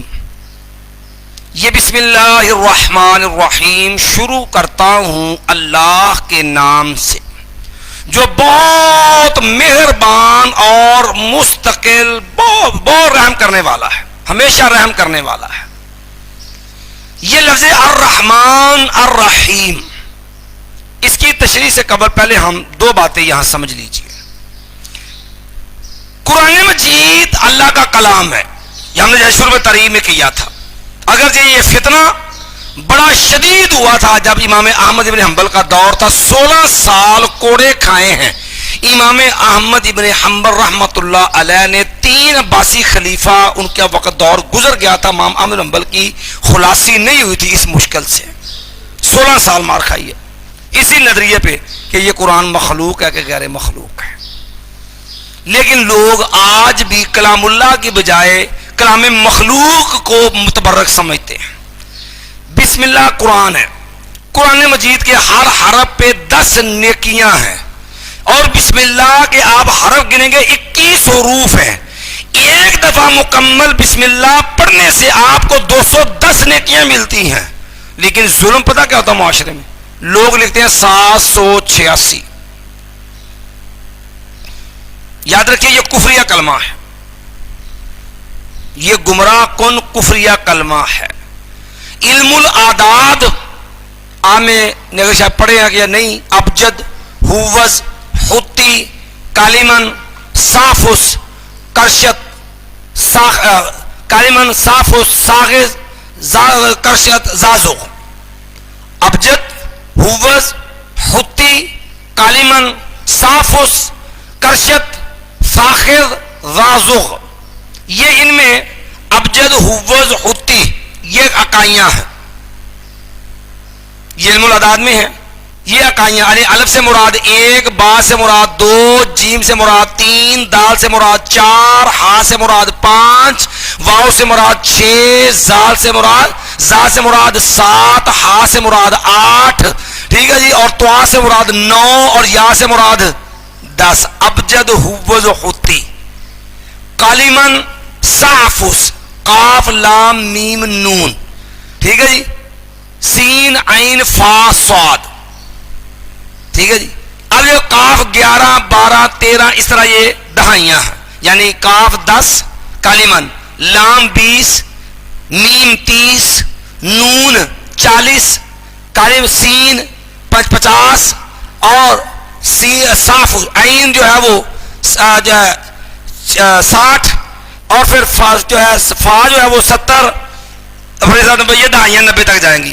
کاف لام میم نون, ٹھیک ہے, کاف 10, لام 20, میم 30, نون 40, سین 50, عین 60, فا 70, فا 70 اور صافس 70 اور آگے یہ سوا جو ہے یہ آ جائے گا 90. بلکہ یا 10 بنتی ہے, معذرت, کالیمن میں جو یا ہوتی میں یا وہ 10 تھی, یہ 20 سے کاف 20 آئے گا تو یہ 90 بنے گا سواد, یہ دہائیاں ہیں. اور اس کے آگے کرشت, ساخذ ساخاوال اور ضاد ضا غین, یہ کاف سے لے کے یہ 3 جو ہے یہ سینکڑے ہیں علم الاعداد میں. یہ ترتیب یاد رکھیں گے. اس سے یہ جتنے بھی طویل رہتے نا گنتی, یہ سارا اسی کا. اس سے 786 نکالتے بسم اللہ کے حروف. لیکن اختصار سے آپ کو عرض کر دوں, اگر بسم اللہ کے حروف نکالے بھی جائیں نا علم الاعداد میں تو اس کا مجموعہ 787 بنتا ہے, 786 نہیں بنتا. یہ آپ کہیں گے تو بعد میں آپ کو میں انشاءاللہ تفصیل سے لکھا کے سمجھا بھی دوں گا. 787 بنتا. یہ 786 یہ قرآن نہیں ہے, لوگوں کی گنتی ہے, کلام اللہ نہیں ہے, اس پہ ثواب نہیں ہے, بسم اللہ کا بدل نہیں ہے, کلمہ کفر ہے, شرکیہ کلمہ ہے. کہ وہ کیسے؟ ہندو ایک نعرہ لگاتے ہیں اپنے بت سے مدد کے لیے, ہرے کرشنا ہرے کرشنا. آپ اس لفظ کے عدد نکال لیجیے, پورے 786 نکلیں گے. لوگ عقیدت کی آڑ میں جی بے ادبی نہ ہو جائے, گستاخی نہ ہو جائے, بسم اللہ نہیں لکھنی, حالانکہ یہ نبی علیہ الصلوۃ والسلام قرآن مجید کی ابتدا بسم اللہ سے ہے. نبی کریم صلی اللہ علیہ وسلم بادشاہوں کے نام خطوط لکھتے, آپ نے شروع کے اندر بسم اللہ الرحمن الرحیم آپ لکھتے. قرآن مجید میں سلیمان علیہ السلام کے خط کا ذرا ہے, انہ من سلیمان و انہ بسم اللہ الرحمن الرحیم. اس کے اندر ابتدا کس سے ہے؟ بسم اللہ سے. پھر اسی طرح نبی علیہ السلام معاہدے لوگوں سے طے کرتے, تحریرات کرتے, تو آپ صلح حدیبیہ کا موقع دے رہا بسم اللہ الرحمن الرحیم لکھا, تو سہیل بن عمر نے اعتراض کر دیا, ہم نہیں جانتے مر رحمان مر رحیم. تو یہ آپ بسم اللہ کو بجائے یہاں لکھے بسمک اللہم, آپ نے بسم اللہ لکھوایا تھا. تو سہیل بن عمر نے اعتراض کر دیا, یہ رحمان کون ہوتا ہے, رحیم کون ہوتا ہے, ہم نے اس کو جانتے, لہذا آپ اس کو ختم کیجئے, یہاں پر لکھیے بسمک اللہم. تو نبی علیہ السلام کے خطوط کے اندر, تحریرات کے اندر آغاز کس سے تھا؟ بسم اللہ سے. اور مسلمان کا آغاز کس سے ہے؟ 786 سے, اور اس کو متبرک سمجھتا ہے. دوسری چیز بسم اللہ الرحمن الرحیم, یہ شروع میں حرف جار ہے, اور آپ کو پتا ہے کہ حرف جار مرکب ناقص میں سے ہے. یہ اس کے پہلے کوئی نہ کوئی اسم یا فعل مقدر ہوتا ہے, تو وہ جیسا عمل ہوتا ہے, کام ہوتا ہے, اسی کے مطابق وہ مقدر نکال لیا جاتا ہے. ہم پڑھ رہے ہیں, اسی اعتبار سے ہم پڑھتے ہیں اقرأ بسم اللہ الرحمن الرحیم, میں شروع کرتا ہوں اللہ کے نام سے جو بہت مہربان اور بہت زیادہ جو ہے رحم کرنے والا ہے. یہاں لفظ الرحمن الرحیم, ان دونوں میں فرق ہے. رحمان یہ اسم مبالغہ ہے, فعلان کا وزن ہے, اور یہ فعلان کا وزن عربی زبان میں کسی چیز کی کثرت اور بہتات کے لیے استعمال ہوتا ہے. فعلان کا وزن کس کے لیے ہوتا ہے؟ کسی چیز کی کثرت اور بہتات کے لیے. جیسے لوگ کہتے ہیں نا آپ عطشان, بہت زیادہ پیاسا, غضبان, بہت زیادہ غصے والا.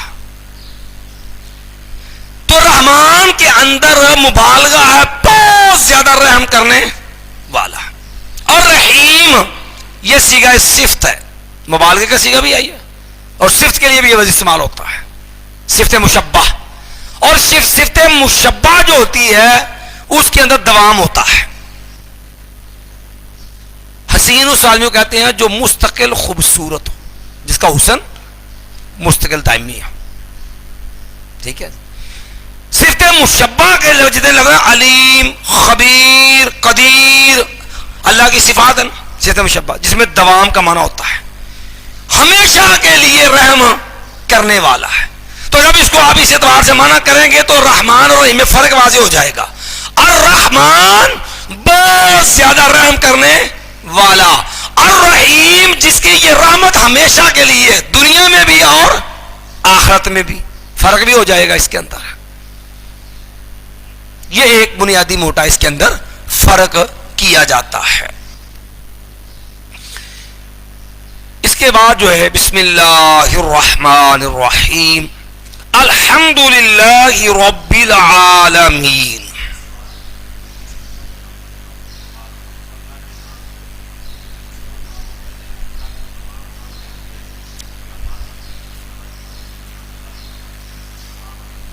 یہ لفظ تمام کس لفظ کا معنی کریں گے؟ بھائی نے اعتراض کیا ہے کہ بعض لوگ یہ کہتے ہیں کہ ترجمہ ہم نے کیا شروع کرتا ہوں اللہ کے نام سے. باب مصاحبت کے لیے ہے نا، جس کا میں نے ساتھ کیا ہے. تو کہتے جی کہ لوگ بات کہتے ہیں کہ یہ ترجمہ کرنے کی بجائے ترجمہ یہ کرنا چاہیے کہ اللہ کے تمام ناموں سے. بھائی یہ احصاء کل کا مفہوم جو ہے وہ کس لفظ سے ادا کریں گے؟ جی بھائی اللہ دیکھو با مصاحبت کے لیے، با مصاحبت کا معنی ہم نے ساتھ کر دیا. کل کا مفہوم کہاں سے لیں گے؟ کیونکہ آپ نے جو سوال اٹھایا ہے وہ یہ ہے کہ بعض لوگ اعتراض کرتے ہیں کہ ترجمہ یہ کرنا چاہیے بسم اللہ کہ اللہ کے تمام ناموں سے. یہ تمام کا مفہوم کس لفظ کا ہے؟ کون کیا نکرہ معرفت مضاف ہے؟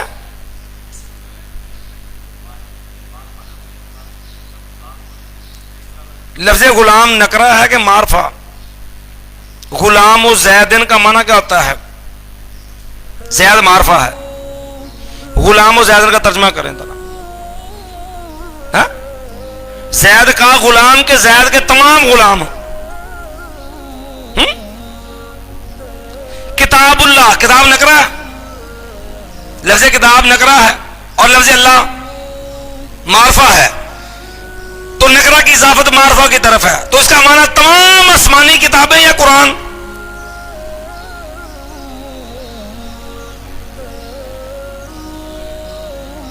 کس کا معنی؟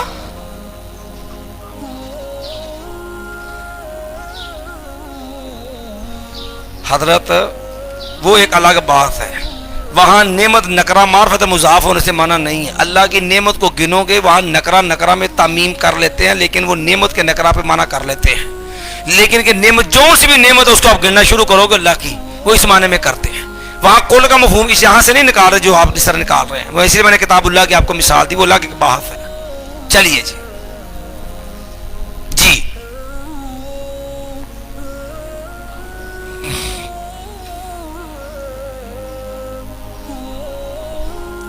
ہم نے اس لیے یہ بات میں نے کی ہے، آپ نے توجہ نہیں کی. میں نے شروع میں عرض کیا کہ یہ بار فی جار ہے، یہ مرکب جاری ہے. با جارہ لفظ اسم مجرور جو آگے وہ اپنے ماں باپ سے مل کے مجرور ہے. اور یہاں پر یہ جار مجرور جو ہوتا ہے یہ جب تک اس کو پیچھے کسی اسم یا فعل کے متعلق ہوتا ہے، جب تک اسے نہیں ملائیں گے اس کا معنی واضح نہیں ہوگا، بات مکمل نہیں ہوگی. اس لیے ہم نے کہا کہ جیسا ہم عمل اپنائیں گے اسی کے مطابق مقدر نکالیں گے.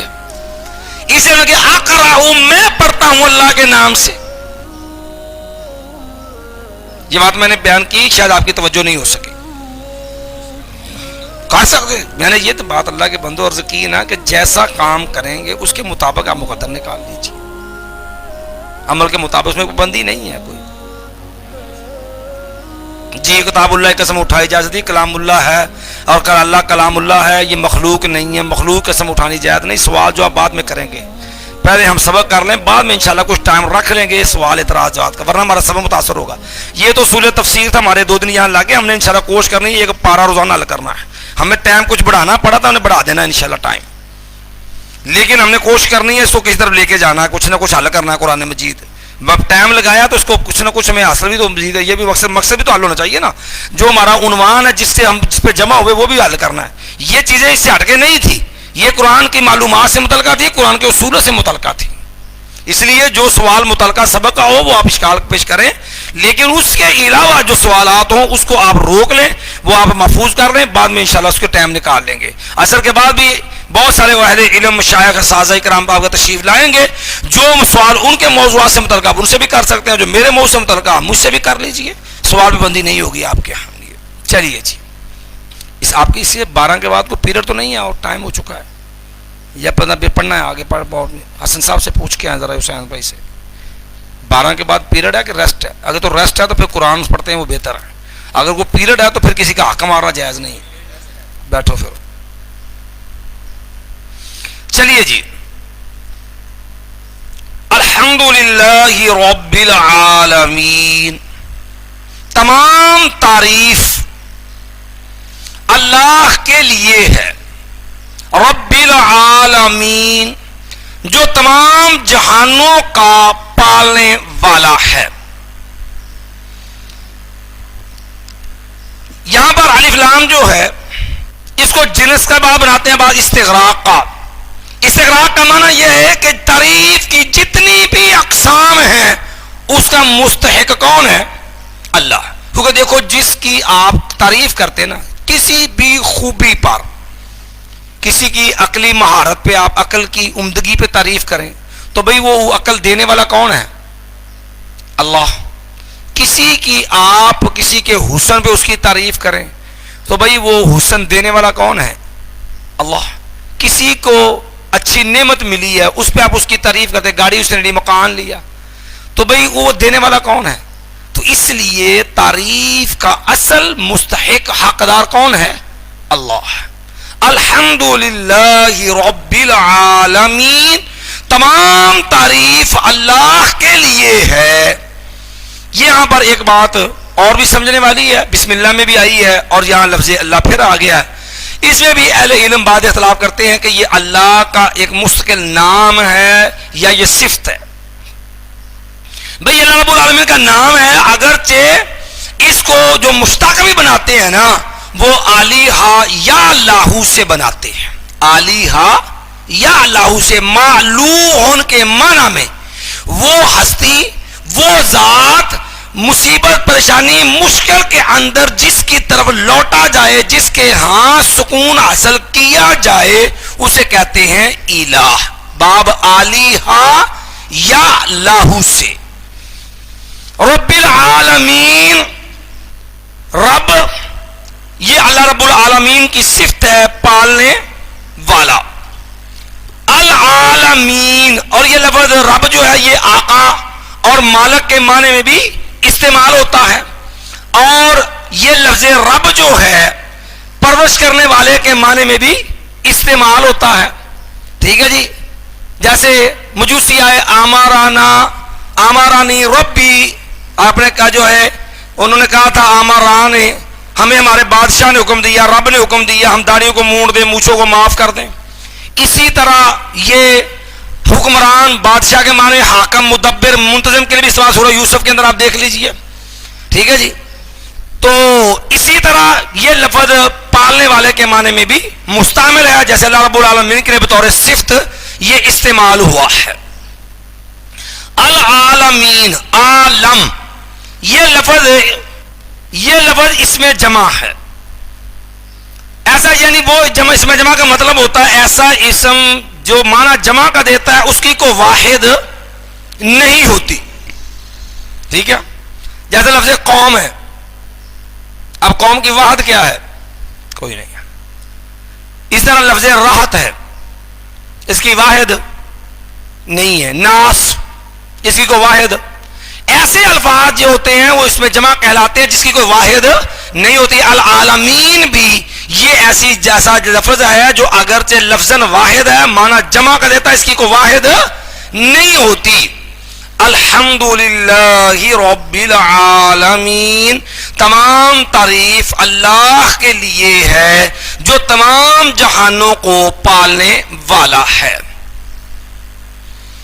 اب رہ گئی اس سورت سے متعلقہ ایک بات ہم سے رہ گئی ہے، وہ ہے اس سورت کے کچھ فضائل. جیسے کہ ابو سعید بن معلہ صحیح بخاری میں ہے رضی اللہ تعالی، نبی علیہ السلام کے پاس مسجد نماز پڑھ رہے تھے، نبی علیہ السلام نے آواز دی تو اب نماز پڑھ رہے تھے، نہ آئے. نبی کریم صلی اللہ علیہ وسلم دیکھا کہ ابو سعید بن معلہ نہیں آئے. بعد میں کچھ دیر بعد آئے تو آپ نے پوچھا ابو سعید اتنی دیر کیوں کر دی؟ تو آپ نے قرآن کی آیت نہیں سنی، یا ایھا الذین آمنوا استجیبوا للہ وللرسول اذا دعاکم لما یحییکم. تو کہا یا رسول اللہ میں نماز کے اندر تھا. تو آپ نے یہ آیت سے ان کو تنبیہ کی. پھر آپ نے فرمایا میں تجھے ایک ایسی سورت سکھلاؤں گا جس جیسی صورت نہ تورات میں اتری، نہ انجیل میں، نہ زبور میں، حتیٰ کہ قرآن مجید میں بھی اس جیسی کوئی صورت نہیں ہے۔ تھوڑی دیر کے بعد نبی علیہ السلام مسجد سے نکلنے لگے۔ ابو سعید بن معلا رضی اللہ عنہ نے عرض کیا، یا رسول اللہ صلی اللہ علیہ وسلم، آپ نے مجھ سے وعدہ فرمایا تھا کہ آپ مجھے قرآن مجید کی ایک صورت سکھلائیں گے جس جیسی صورت جو ہے تورات، زبور، انجیل کو حتیٰ کہ قرآن مجید میں بھی نہیں ہے۔ تو نبی علیہ السلام آیا، ہی سبع المثانی، پھر آپ نے یہ فرمایا یہ سورۃ الفاتحہ ہے۔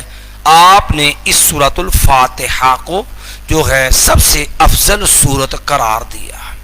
صورتوں میں سب سے افضل صورت کون سی ہے؟ سورۃ الفاتحہ۔ جس طرح آیتوں میں سب سے افضل آیت قرآن کی ہے آیت الکرسی۔ جیسے نبی علیہ السلام نے ابی بن کعب سے پوچھا تھا، ایو آیت اعظم فی القرآن، ابی قرآن مجید کی سب سے عظمت والی آیت کون سی ہے؟ تو فرمانے لگے، یا رسول اللہ آیت الکرسی، قرآن کی سب سے عظمت والی آیت آیت الکرسی ہے۔ نبی علیہ السلام نے پیار سے ان کے سینے میں ہاتھ مارا اور آپ نے فرمایا، لیہنیک ھذا العلم یا ابا المنذر، اے ابو المنذر تجھے جو ہے یہ علم مبارک ہو۔ اس طرح صورتوں میں سب سے افضل یہ صورت ہے، آیتوں میں سب سے افضل آیت آیت الکرسی ہے۔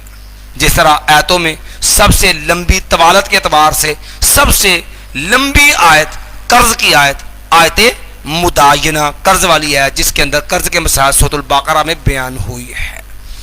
اس سورت کی دوسری بڑی فضیلت یہ ہے کہ اس کو سورہ شفا کہا جاتا ہے۔ بڑا معروف واقعہ ہے، صحابہ کرام سفر میں تھے اور انہوں نے ایک بستی والوں سے کھانا مانگا۔ صحیح بخاری، مسلم، دیگر کتب حدیث میں بھی یہ بات، انہوں نے کھانا دینے سے انکار کر دیا۔ سوء اتفاق ان کے کسی سردار کو کسی موذی چیز نے ڈس لیا۔ اب وہ لوگ آ گئے ان کے اوپر، انہوں نے دیکھا کہ لوگ بظاہر اچھے کو نیک ہی لگ رہے ہیں، ان سے پوچھو کو دم کرنے والا ہو۔ وہ آئے، پوچھا بھی تم میں کو راکی دم کرنے والا ہے؟ انہوں نے کہا دم تو کر دیں گے، لیکن یاد رکھیے ہم اس کے اوپر معاوضہ لیں گے۔ 40 بکریاں طے ہو گئی۔ جب 40 بکریاں طے ہو گئیں تو صحابی رسول نے 7 بار سورہ فاتحہ پڑھ کے دم کیا ہے۔ جامع ترمذی میں یہ 7 کی وضاحت بھی موجود ہے۔ اللہ نے اس موذی تکلیف سے جو ہو رہی تھی شفا دے دی، 40 بکریاں لے لی۔ اب صحابہ کرام پریشان ہو گئے کہ یہ ہمارے لیے رکھنی جائز بھی ہے کہ نہیں۔ اللہ کے نبی علیہ السلام کے پاس چلیں گے؟ بعض لوگوں نے کہا کہ دیکھیں ہمارا بھی حصہ اس کے اندر، ہم بھی آپ کے ساتھ ہیں، تو ایسا کرو اس کو تقسیم کرو۔ انہوں نے کہا بھئی اس وقت تک تقسیم نہیں ہوگی جب تک نبی کریم صلی اللہ علیہ وسلم سے اس بارے میں پوچھ نہیں لیتے کہ ہمارے لیے حلال بھی ہے یا نہیں ہے۔ یہاں ضمن ایک بات میں اور کر دوں، یہاں پر چونکہ بات اور طرف چلی جائے تفصیل میں، اس کے شفا ہونے کا ایک واقعہ سہار بن تمیم رضی اللہ تعالیٰ عنہ کے ماموں کا بھی ہے۔ نبی علیہ السلام کے مسلمان ہو گیا، ابو داود میں یہ تفصیل موجود ہے۔ واپس سے آ رہے تھے مسلمان ہو کر کے، رستے کے اندر انہوں نے ایک بندے کو دیکھا رسیوں سے باندھا ہوا تھا۔ انہوں نے پوچھا اللہ کے بندو اس کو رسیوں سے جکڑا کیوں ہے؟ انہوں نے کہا کہ یہ آدمی اس کا ذہنی توازن ٹھیک نہیں ہے، دماغی طور پہ یہ مینٹل ہے، معوف ہے، اس کا دماغی توازن ٹھیک نہیں ہے۔ پہلے میں اس کو دم کر دوں؟ کر دوں۔ صحابی رسول نے اس کو 3 دن تک دم کیا، سورہ فاتحہ سے دم کرتے رہے اس کو، اور اللہ نے اس کو شفا عطا کر دی۔ دماغی طور پہ وہ معوف تھا، اور دم کس سے کیا؟ سورۃ فاتحہ سے۔ حافظ عبدالسلام بڑوی حافظہ اللہ تعالیٰ نے بھی لکھی یہ بات کہ میری ہماری ایک ہمشیرہ تھی، اس کی ٹانگوں سے وہ معذور ہو گئی، حتیٰ کہ اپنے پاؤں پہ کھڑی نہیں ہو سکتی تھی، جو وہ کسی سہارے سے بھی نہیں چل سکتی تھی۔ بڑی پریشانی ہوئی، اب بیٹی تھی ہمارے، بہن تھی ہماری، پریشانی بن گئی، تو کہنے لگے پھر والد محترم نے سورہ فاتحہ کے ساتھ دم شروع کیا، مسلسل کچھ عرصہ دم کیا۔ اس کا نتیجہ ہوا کہ بحمدہ 1 مہینہ گزرا تو وہی بہن جو اٹھ نہیں سکتی تھی اب وہ لاٹھی کے سہارے جو ہے وہ باقاعدہ وہ چلنے لگ گئی تھی۔ وہ جب تک زندہ ہے اب تک وہ ان لاٹھیوں کے سہارے چل رہی ہے، اور علاج کس سے کیا ہے؟ اسی سورۃ الفاتحہ سے۔ ایک تو اس کو اس لیے سورۃ الشفا بھی کہتے ہیں۔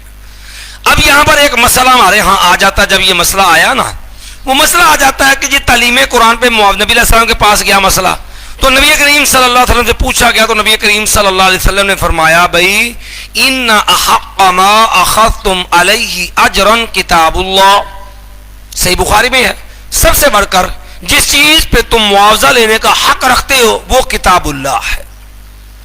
اب جب یہ مسئلہ ہے کہ دینی امور پہ اجرت معاوضہ نبی علیہ السلام کے اس فرمان کے بعد واضح ہے، کیونکہ اسلام کا یہ قانون ضابطہ ہے العبرۃ بعموم اللفظ لا بخصوص السبب، بھائی جو شریعت کے الفاظ ہوتے ہیں نا اس میں خاص پس منظر جو ہوتا ہے، خاص جو سبب ہوتا ہے یا جو شان نزول ہوتا ہے صرف اسی کا اعتبار نہیں ہوتا، اس سے تو مفہوم متعین ہوتا ہے، اعتبار الفاظ کی عمومیت کا ہوتا ہے۔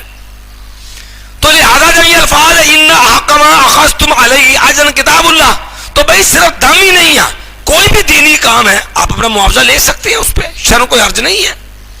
لیکن ہمارے معاشرے کے اندر ایک طبقے کے ہاں یہ مسئلہ امہات المسائل میں بن گیا اور اس پہ انہوں نے امت کی تکفیر شروع کر دی، ان کو کافر قرار دینا شروع کر دیا، جنہیں لوگ مسلمین کہتے ہیں۔ سب سے پہلے بات یاد رکھیے یہ اختلاف شروع ہوا فقہ حنفی کے امام ابو حنیفہ رحمہ اللہ کے نزدیک دینی معاملات امور جو ہیں ان پہ اجرت لینا جائز نہیں ہے، دینی امور پہ معاوضہ لینا جائز نہیں ہے۔ یہ بعد والے حنفیوں کا اجتہاد ہے کہ انہوں نے امام صاحب کی تقلید سے انحراف کر کے اس کو حلال کر لیا اپنی فقہ میں، ورنہ امام ابو حنیفہ رحمۃ اللہ علیہ کے نزدیک نہ مولوی صاحب نماز پڑھانے والے، جمعہ پڑھانے والے، درس دینے والے، مدرسے میں پڑھانے والے وہ تنخواہ لینے کے حقدار نہیں ہیں۔ فقہ حنفی اگر وہ امام حنیفہ کو مانتے ہیں تو لینے کے حقدار نہیں ہے۔ نبی علیہ السلام نے فرمایا ان حق ما اخذتم علیہ اجرا کتاب اللہ۔ اسی لیے مولانا اشرف علی تھانوی صاحب جو دیوبندیوں کے اندر حکیم الامت کے نام سے معروف ہیں، انہوں نے باقاعدہ یہ بات لکھی ہے اپنی تقریر، املائی تقریر ترمذی جس کا عربی نام المسک الزکی ہے، اس کے اندر یہ لکھا ہے کہ موجودہ دور میں جتنے بھی لوگ نوکری تعلیم کی کرتے ہیں امام صاحب کے مذہب کے مطابق سب حرام خور ہیں۔ جتنے بھی لوگ نوکری تعلیم کی کرتے ہیں اور معاوضہ لیتے ہیں امام صاحب کے مذہب کے مطابق سب حرام خور ہے۔ وہ جمعہ والے دن موٹھ لیں یا وہ جو ہے اس کے علاوہ تنخواہ لیں، مدرسے پڑھانے کی، جمعہ پڑھانے کی، نماز پڑھانے کی، شرعاً حلال ہے، فقہ حنفی میں حرام ہے، اگرچہ متاخرین نے اجتہاد کر کے حلال کر لی ہے امام صاحب کے فتوے کے خلاف۔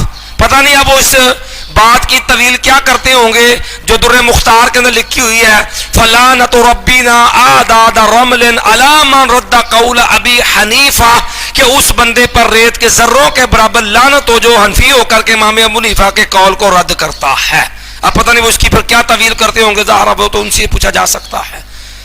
اب دوسرا مسئلہ یہاں پر یہ آ گیا کہ کیا جو لوگ یہ مسلمین والے کہتے ہیں جہاں بندہ تنخواہ لے تو اس پیچھے نماز ہی نہیں ہوتی، جی یہ مسئلہ کھڑا ہو جاتا ہے، نماز چھوڑ دیتے ہیں۔ اے مسلمانوں کو اہل حدیث کیا دیوبندی کسی پیچھے وہ نماز نہیں پڑھتے، ان کا اپنا مخصوص خانہ ساز مولوی ہو تو اس کے پیچھے پڑھ لیں گے، ورنہ کسی کے پیچھے وہ نماز نہیں پڑھتے، سب کافر نے جی، اے دین بیچتے نے جی، دین فروش نے جی، اس طرح کے جو ہے وہ فتوے لگا کے تکفیر کرتے ہیں، یہ کافر ہیں۔ اب مسئلہ یہ بھی قابل غور ہے کہ بھئی جب نبی علیہ السلام کا یہ فرمان موجود ہے تو بھئی آپ کو پریشانی کیا؟ کہتے دیکھو جی اللہ نے قرآن میں کہا وَلَا تَشْتَرُوا بِآيَاتِي ثَمَنًا قَلِيلًا، تم میری آیاتوں کو نہ بیچو تھوڑی قیمت کے بدلے میں، تھوڑی قیمت کے بدلے میں آیاتوں کو نہ بیچو۔ بھئی اس کا معنی کہاں پر ہے کہ دین کی خدمت پہ آپ معاوضہ نہیں لے سکتے؟ اس کا تو یہ معنی نہیں ہے۔ ہاں چلو اگر اس کا یہ آپ نے یہی آیت پڑھی ہے تو پھر اس کا تو معنی یہ بنتا ہے کہ انتظامیہ والے ظالم ہیں، اس کا مطلب کیا قیمت تھوڑی لینی حرام ہے، بہت ہی لینی جائز ہے۔ اللہ نے تھوڑی قیمت لینے سے منع کیا ہے، تھوڑی نہیں لینی، پھر کوئی معقول ہونی چاہیے نا۔ بہرحال ہم علمی انداز سے اس پر بات کریں گے انشاءاللہ، اللہ کی رحمت جتنی اللہ توفیق دی۔ یاد رکھیے ان آیات کا یہ غلط منشا پیش کرتے ہیں، یہ آیات ہیں جن آیات کا منظرہ پڑھیں جہاں بھی ہوگی نا، یہ یہودیوں کے یہودی اہل کتاب کے تناظر میں ان آیات کو بیان ہوئی ہیں، جن کے بارے میں قرآن نے وضاحت کے ساتھ اس کو کہا آپ یہ آیتیں جمع کر لیں جن میں اشتراب آیات اللہ کا حکم بیان ہوا ہے.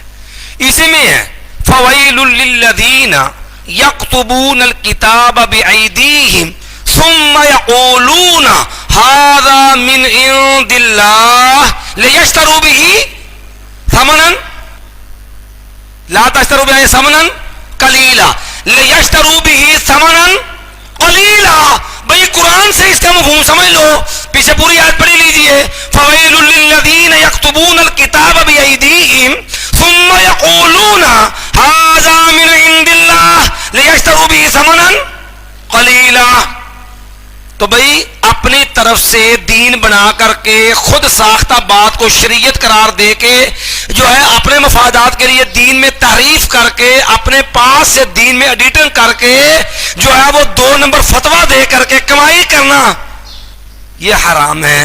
اور اسی چیز کو فویل للذین یکتبون الکتاب بایدیہم، ہلاکت ہے ان ہاتھوں کے لیے، ان لوگوں کے لیے جو اپنے ہاتھوں سے ایک بات لکھ لیتے ہیں، ثم یقولون پھر وہ کہہ دیتے ہیں ھذا من عند اللہ یہ اللہ کی طرف سے ہے، لیشتروا به ثمنا قلیلا. تو بھئی ان آیات کو جمع کر لیجئے، یہ منشا ہے. تو ہم جو نماز پڑھاتے ہیں ہم کوئی 2 کی جگہ 6 رکھتے تو نہیں پڑھاتے، ہم نے کوئی نماز کی رکھتے اپنے طرف سے متعین تو نہیں کی ہوئی ہیں. لہذا کلمۃ حق ارید بحل باطل، آیات برحق ہیں ان سے استدلال غلط ہے، ان کا انطباق غلط ہے. پھر دوسری آیت آتی ہے، دیکھو نبیوں نے صاحب کہا تھا ما اسألکم علیہ من اجر لا اسألکم علیہ اجرا. نہیں ہم اس پہ آپ سے معاوضہ نہیں مانگتے، ہم اس پہ آپ سے اجرت نہیں مانگتے، تو لہذا آپ تنخواہ کیوں لیتے ہیں؟ بھئی کیا اس آیت کا منشا یہ ہے کہ دین کے اوپر دینی امور پہ اجرت تنخواہ معاوضہ حرام ہے؟ اس کا تو یہ معاوضہ نہیں ہے، بلکہ اگر غور کریں گے تو یہ تو اس کو معاوضے کو ثابت کر دے گی. اب توجہ کیجیے، آپ اس کو ایک مثال سے سمجھ لیجیے. انبیاء نے کیا کہا، بھئی ہم آپ سے اس پہ اجرت نہیں مانگتے، اجرت کا سوال نہیں کرتے. اچھا نبیوں کی اجرت بنتی تھی کہ نہیں بنتی تھی؟ اگر تو بنتی ہی نہیں تھی پھر اوپر سے قوم کو کہنا کہ ہم آپ سے اجرت مانگتے نہیں، تو پھر یہ تو قوم کو ایک ایسی چیز باور کروانی ہے جو ان کا حق ہی نہیں ہے. یہ تو نبیوں کی شان کے لائق ہی نہیں ہے کہ ایک چیز ان کا حق ہی نہیں بنتا، پھر بھی ان کو کہا جائے کہ اسی جناب آپ کو تاڑے گوڑا مطالبہ کوئی شاید مطالبہ نہیں کرتے. اگر وہ حق کا رکھتے ہو کسی چیز کے مطالبے کا پھر بھی وہ کہیں بھئی ہم آپ سے کوئی مطالبہ نہیں کرتے، یہ تو ہوگی نیکی، یہ تو ہوا احسان، یہ تو نبیوں کی شان کے لائق ہے. ایک چیز مطالبہ نبیوں کا حق ہی نہیں، پھر قوم کو باور کروائیں کہ بھئی ہم آپ سے مطالبہ کرتے نہیں. جب آپ کا حق ہی نہیں ہے تو یہ آپ ہمیں کیوں سنا رہے ہیں کہ ہم آپ سے مطالبہ؟ یہ نبیوں کی شان ہی نہیں ہے، نبی کی شان کے لائق ہی نہیں ایسی بات کہیں جو ان کا حق نہیں اور خام کا ان پہ جتلایا جائے کسی پہ. اب دیکھیے اس کو مثال سے وضاحت کرتے ہیں. ایک بچہ ہے آوارہ پھر رہا ہے، وقت ضائع کرتا ہے، اپنی عمر جوانی ضائع کر رہا ہے. کوئی بندہ ہے صاحب فن ہے، اپنے فن میں ماہر ہے، اس کو بلاتا ہے اور بیٹا کیوں اپنی زندگی برباد کرتا ہے، کیوں اپنا وقت برباد کرتا ہے، کیوں اپنی جوانی کو ضائع کرتا؟ تو ایسے کر، تو 4 گھنٹے کے لیے 2 گھنٹے کے کچھ وقت مجھے دیا کر، میرے پاس آ کے بیٹا تو کام سیکھ لے. اچھا بیٹا دیکھ میں تجھ سے نہ کوئی معاوضہ نہیں لیتا، تجھ سے کوئی پیسے کوئی فیس نہیں لوں گا تجھ سے، تو بیٹا صرف تھوڑا دینا تیرا فائدہ ہو جائے گا، تیری زندگی سمر جائے گی، میں تجھ سے پیسے نہیں لیتا. کیا خیال ہے؟ اب وہ آدمی جو کسی فن کا ماہر ہے، جس نے بچے سے شفقت کی، جس نے اس نوجوان سے پیار کیا، اس کے سے ہمدردی کی، اس کی خیر خواہی کی اور اسے کہا بیٹا تو ٹائم دے، مجھ سے سوا کوئی فیس نہیں لیتا. اس سے پھر یہ نتیجہ نکالنا کہ جو بندہ کسی کو کوئی ہنر فن سکھائے اس کے لیے فیس لینا حرام ہے، کیا ٹھیک ہے یہ اصطلاح؟ کیوں جی حضرات علماء کرام؟ بھائی آپ کتنے لوگ ہیں کمپیوٹر کا کورس کرنے جاتے ہیں، فیس دیتے کہ نہیں؟ کالج میں پڑھنے جاتے ہیں، فیس دیتے کہ نہیں؟ دیتے ہیں نا. آپ کوئی بھی فن سیکھتے ہیں اس کی ایڈمیشن فیس دیتے ہیں کہ نہیں؟ حتیٰ کہ آپ گراؤنڈوں میں چلے جائیں، لوگ جو کرکٹ سیکھنے والے جو چاہتے ہیں باقاعدہ کوچ کو فیس دے کر کے اس سے یہ چیز سیکھتے ہیں، تو کیا خیال وہ حرام کھاتے ہیں؟ ایک آدمی اس سے خیر خائی کرتا ہے. نبیوں نے کفار سے کیا کیا ہے؟ خیر خائی. بھائی دیکھو ہم تمہاری آخر سنوار رہے ہیں، تمہارا بھلا کر رہے ہیں، اگر چاہیں تو معاوضہ کا حق بھی رکھتے ہیں، کچھ نہیں لیتے تم سے، یار تم صرف اپنے آپ کو سنوار لو. بات سمجھ آ گئی ہے؟ تو اس لیے یہ اس قسم کے نا یہ لوگ قرآنی آیات بازار بندہ کرتا ہے، قرآن پڑھو جی قرآن دے مقابلے چ. بھائی قرآن سے لفظ استدلال تو ثابت کرو نا، وہ استدلال تو نہ کرو بندے کا مناظرہ ہو گیا تے وہ بندہ جنہ گل بات سی نا، وہ بندہ تے کچھ پڑھے ہی سی پر مدے مقابل ویلا سی، اب وہ فارغ تھا، لیکن اس کا نقص یہ تھا کہ اس کی ایک آنکھ فارغ تھی، وہ کانا تھا آنکھ سے بچا. انہوں نے کہا چلو میں تو اسے گفتگو نہیں کرتا، تو ہے ہی کافر. انہوں نے کہا جی میں نے تو گفتگو بھی کوئی نہیں کی، ابھی بات بھی کوئی نہیں کی، تو انہیں پہلے مجھے فتویٰ لگا دیا کہ میں کافروں کو دلیل دے. کہتا اللہ نے قرآن سے کیا ہے؟ کہتا جی وہ کہاں پہ آیا؟ اللہ نے قرآن میں کہا کان من الکافرین، کانا کافراں وچوں. اب بتائیے اس بدبخت ظالم کو آپ کیا کہیں گے؟ کہاں پنجابی کا کانا اور کہاں عربی کا لفظ ہے؟ ظلم نہیں ہے بھائی. آیت کا منشا الہی تفسیر کا مطلب ہی یہ ہے قرآن سے منشا الہی اللہ رب العالمین کا جو مطلوب مقصود ہے اس کو سمجھنا. یہ لوگ جو غلط جو ہے وہ انداز استدلالات کرتے ہیں ان کی جو ہے وہ گمراہی ہے تاکہ واضح ہو سکے. تو یہ ہم دو یہ بنیادی طور پر یادیں ہیں جو قرآن مجید سے عام طور پیش کرتے ہیں. زیادہ پتہ کہیں گے وہ صحابی نے کمان لی تھی تو اللہ کے نبی نے کیا تو پسند کرتا ہے کہ تو آگ کی کمان لے؟ بھائی وہ قیمت لی تھی. پہلے مسئلہ سمجھ لو. خلط مبحث جو ہوتی ہے نا، بات کوئی ہو رہی ہو درمیان میں اب کوئی چھیڑ دیں، پھر درمیان وہ پوری نہیں کو تیسری چھیڑ دیں، گفتگو الجھ جائے گی، خلط مبحث ہو جائے گا. اس خلط مبحث کا نقصان یہ ہوگا کہ آپ کی گفتگو نتیجہ کیا نہیں ہوگی، بات جو ہے وہ الجھ جائے گی. خلط مبحث نہیں ہوتی کرنی چاہیے. اب کیا کرتے ہیں؟ گفتگو ہے کہ دینی امور پہ معاوضہ لینا جائز ہے کہ ناجائز ہے، اور دلیل پیش کر رہے ہیں کہ صحابی کو تحفے میں کمان ملی. بھائی تحفے کو بھی حرام سمجھتے ہو؟ تحفے کو تو کوئی بھی آپ مسلمین والے بھی حرام نہیں سمجھتے. اس لیے جو مسئلہ ہے آپ اپنے موقع پہ دلیل دیں قیمت کے حرام ہونے کی، وگرنہ صحابہ کرام نبی علیہ السلام کو کوئی چادر تحفے میں پیش کر رہا ہے، وہ حلہ پیش کر رہا ہے نبی علیہ السلام کو، کوئی دودھ لے کے آ رہا ہے نبی علیہ السلام کے لیے. اور نبی علیہ السلام کون ہے؟ یعلمہم الکتاب اپنے استاد کے لیے کوئی دودھ لے کے آ رہا ہے، کوئی ان کے لیے حلہ لے کے آ رہا ہے، کوئی چادر لے کے آ رہا ہے. نبی علیہ السلام کو ان کے ساتھ رشتہ کون سا تھا؟ استاد شاگرد کا.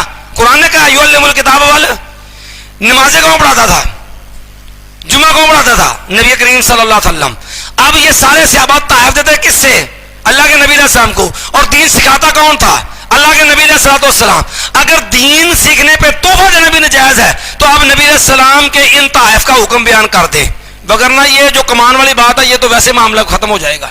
صحابی نے کمان لی تھی ایک اس آدمی سے جو صحابہ صفہ میں تھا، جو خود بیچارے بہت زیادہ محتاج تھے، جن کے پاس اسباب اور وسائل نہیں تھے. تو آپ نے ایسے نادار لوگوں سے چیز کے اوپر ناپسندی کا اظہار کیا ہے، وگرنہ یہ چیز تحفہ جو دین پہ حرام نہیں ہے. اقول قولی ھذا استغفر اللہ لی ولکم ولسائر المسلمین. سبحانک رب الحمدک اشہد ان لا الہ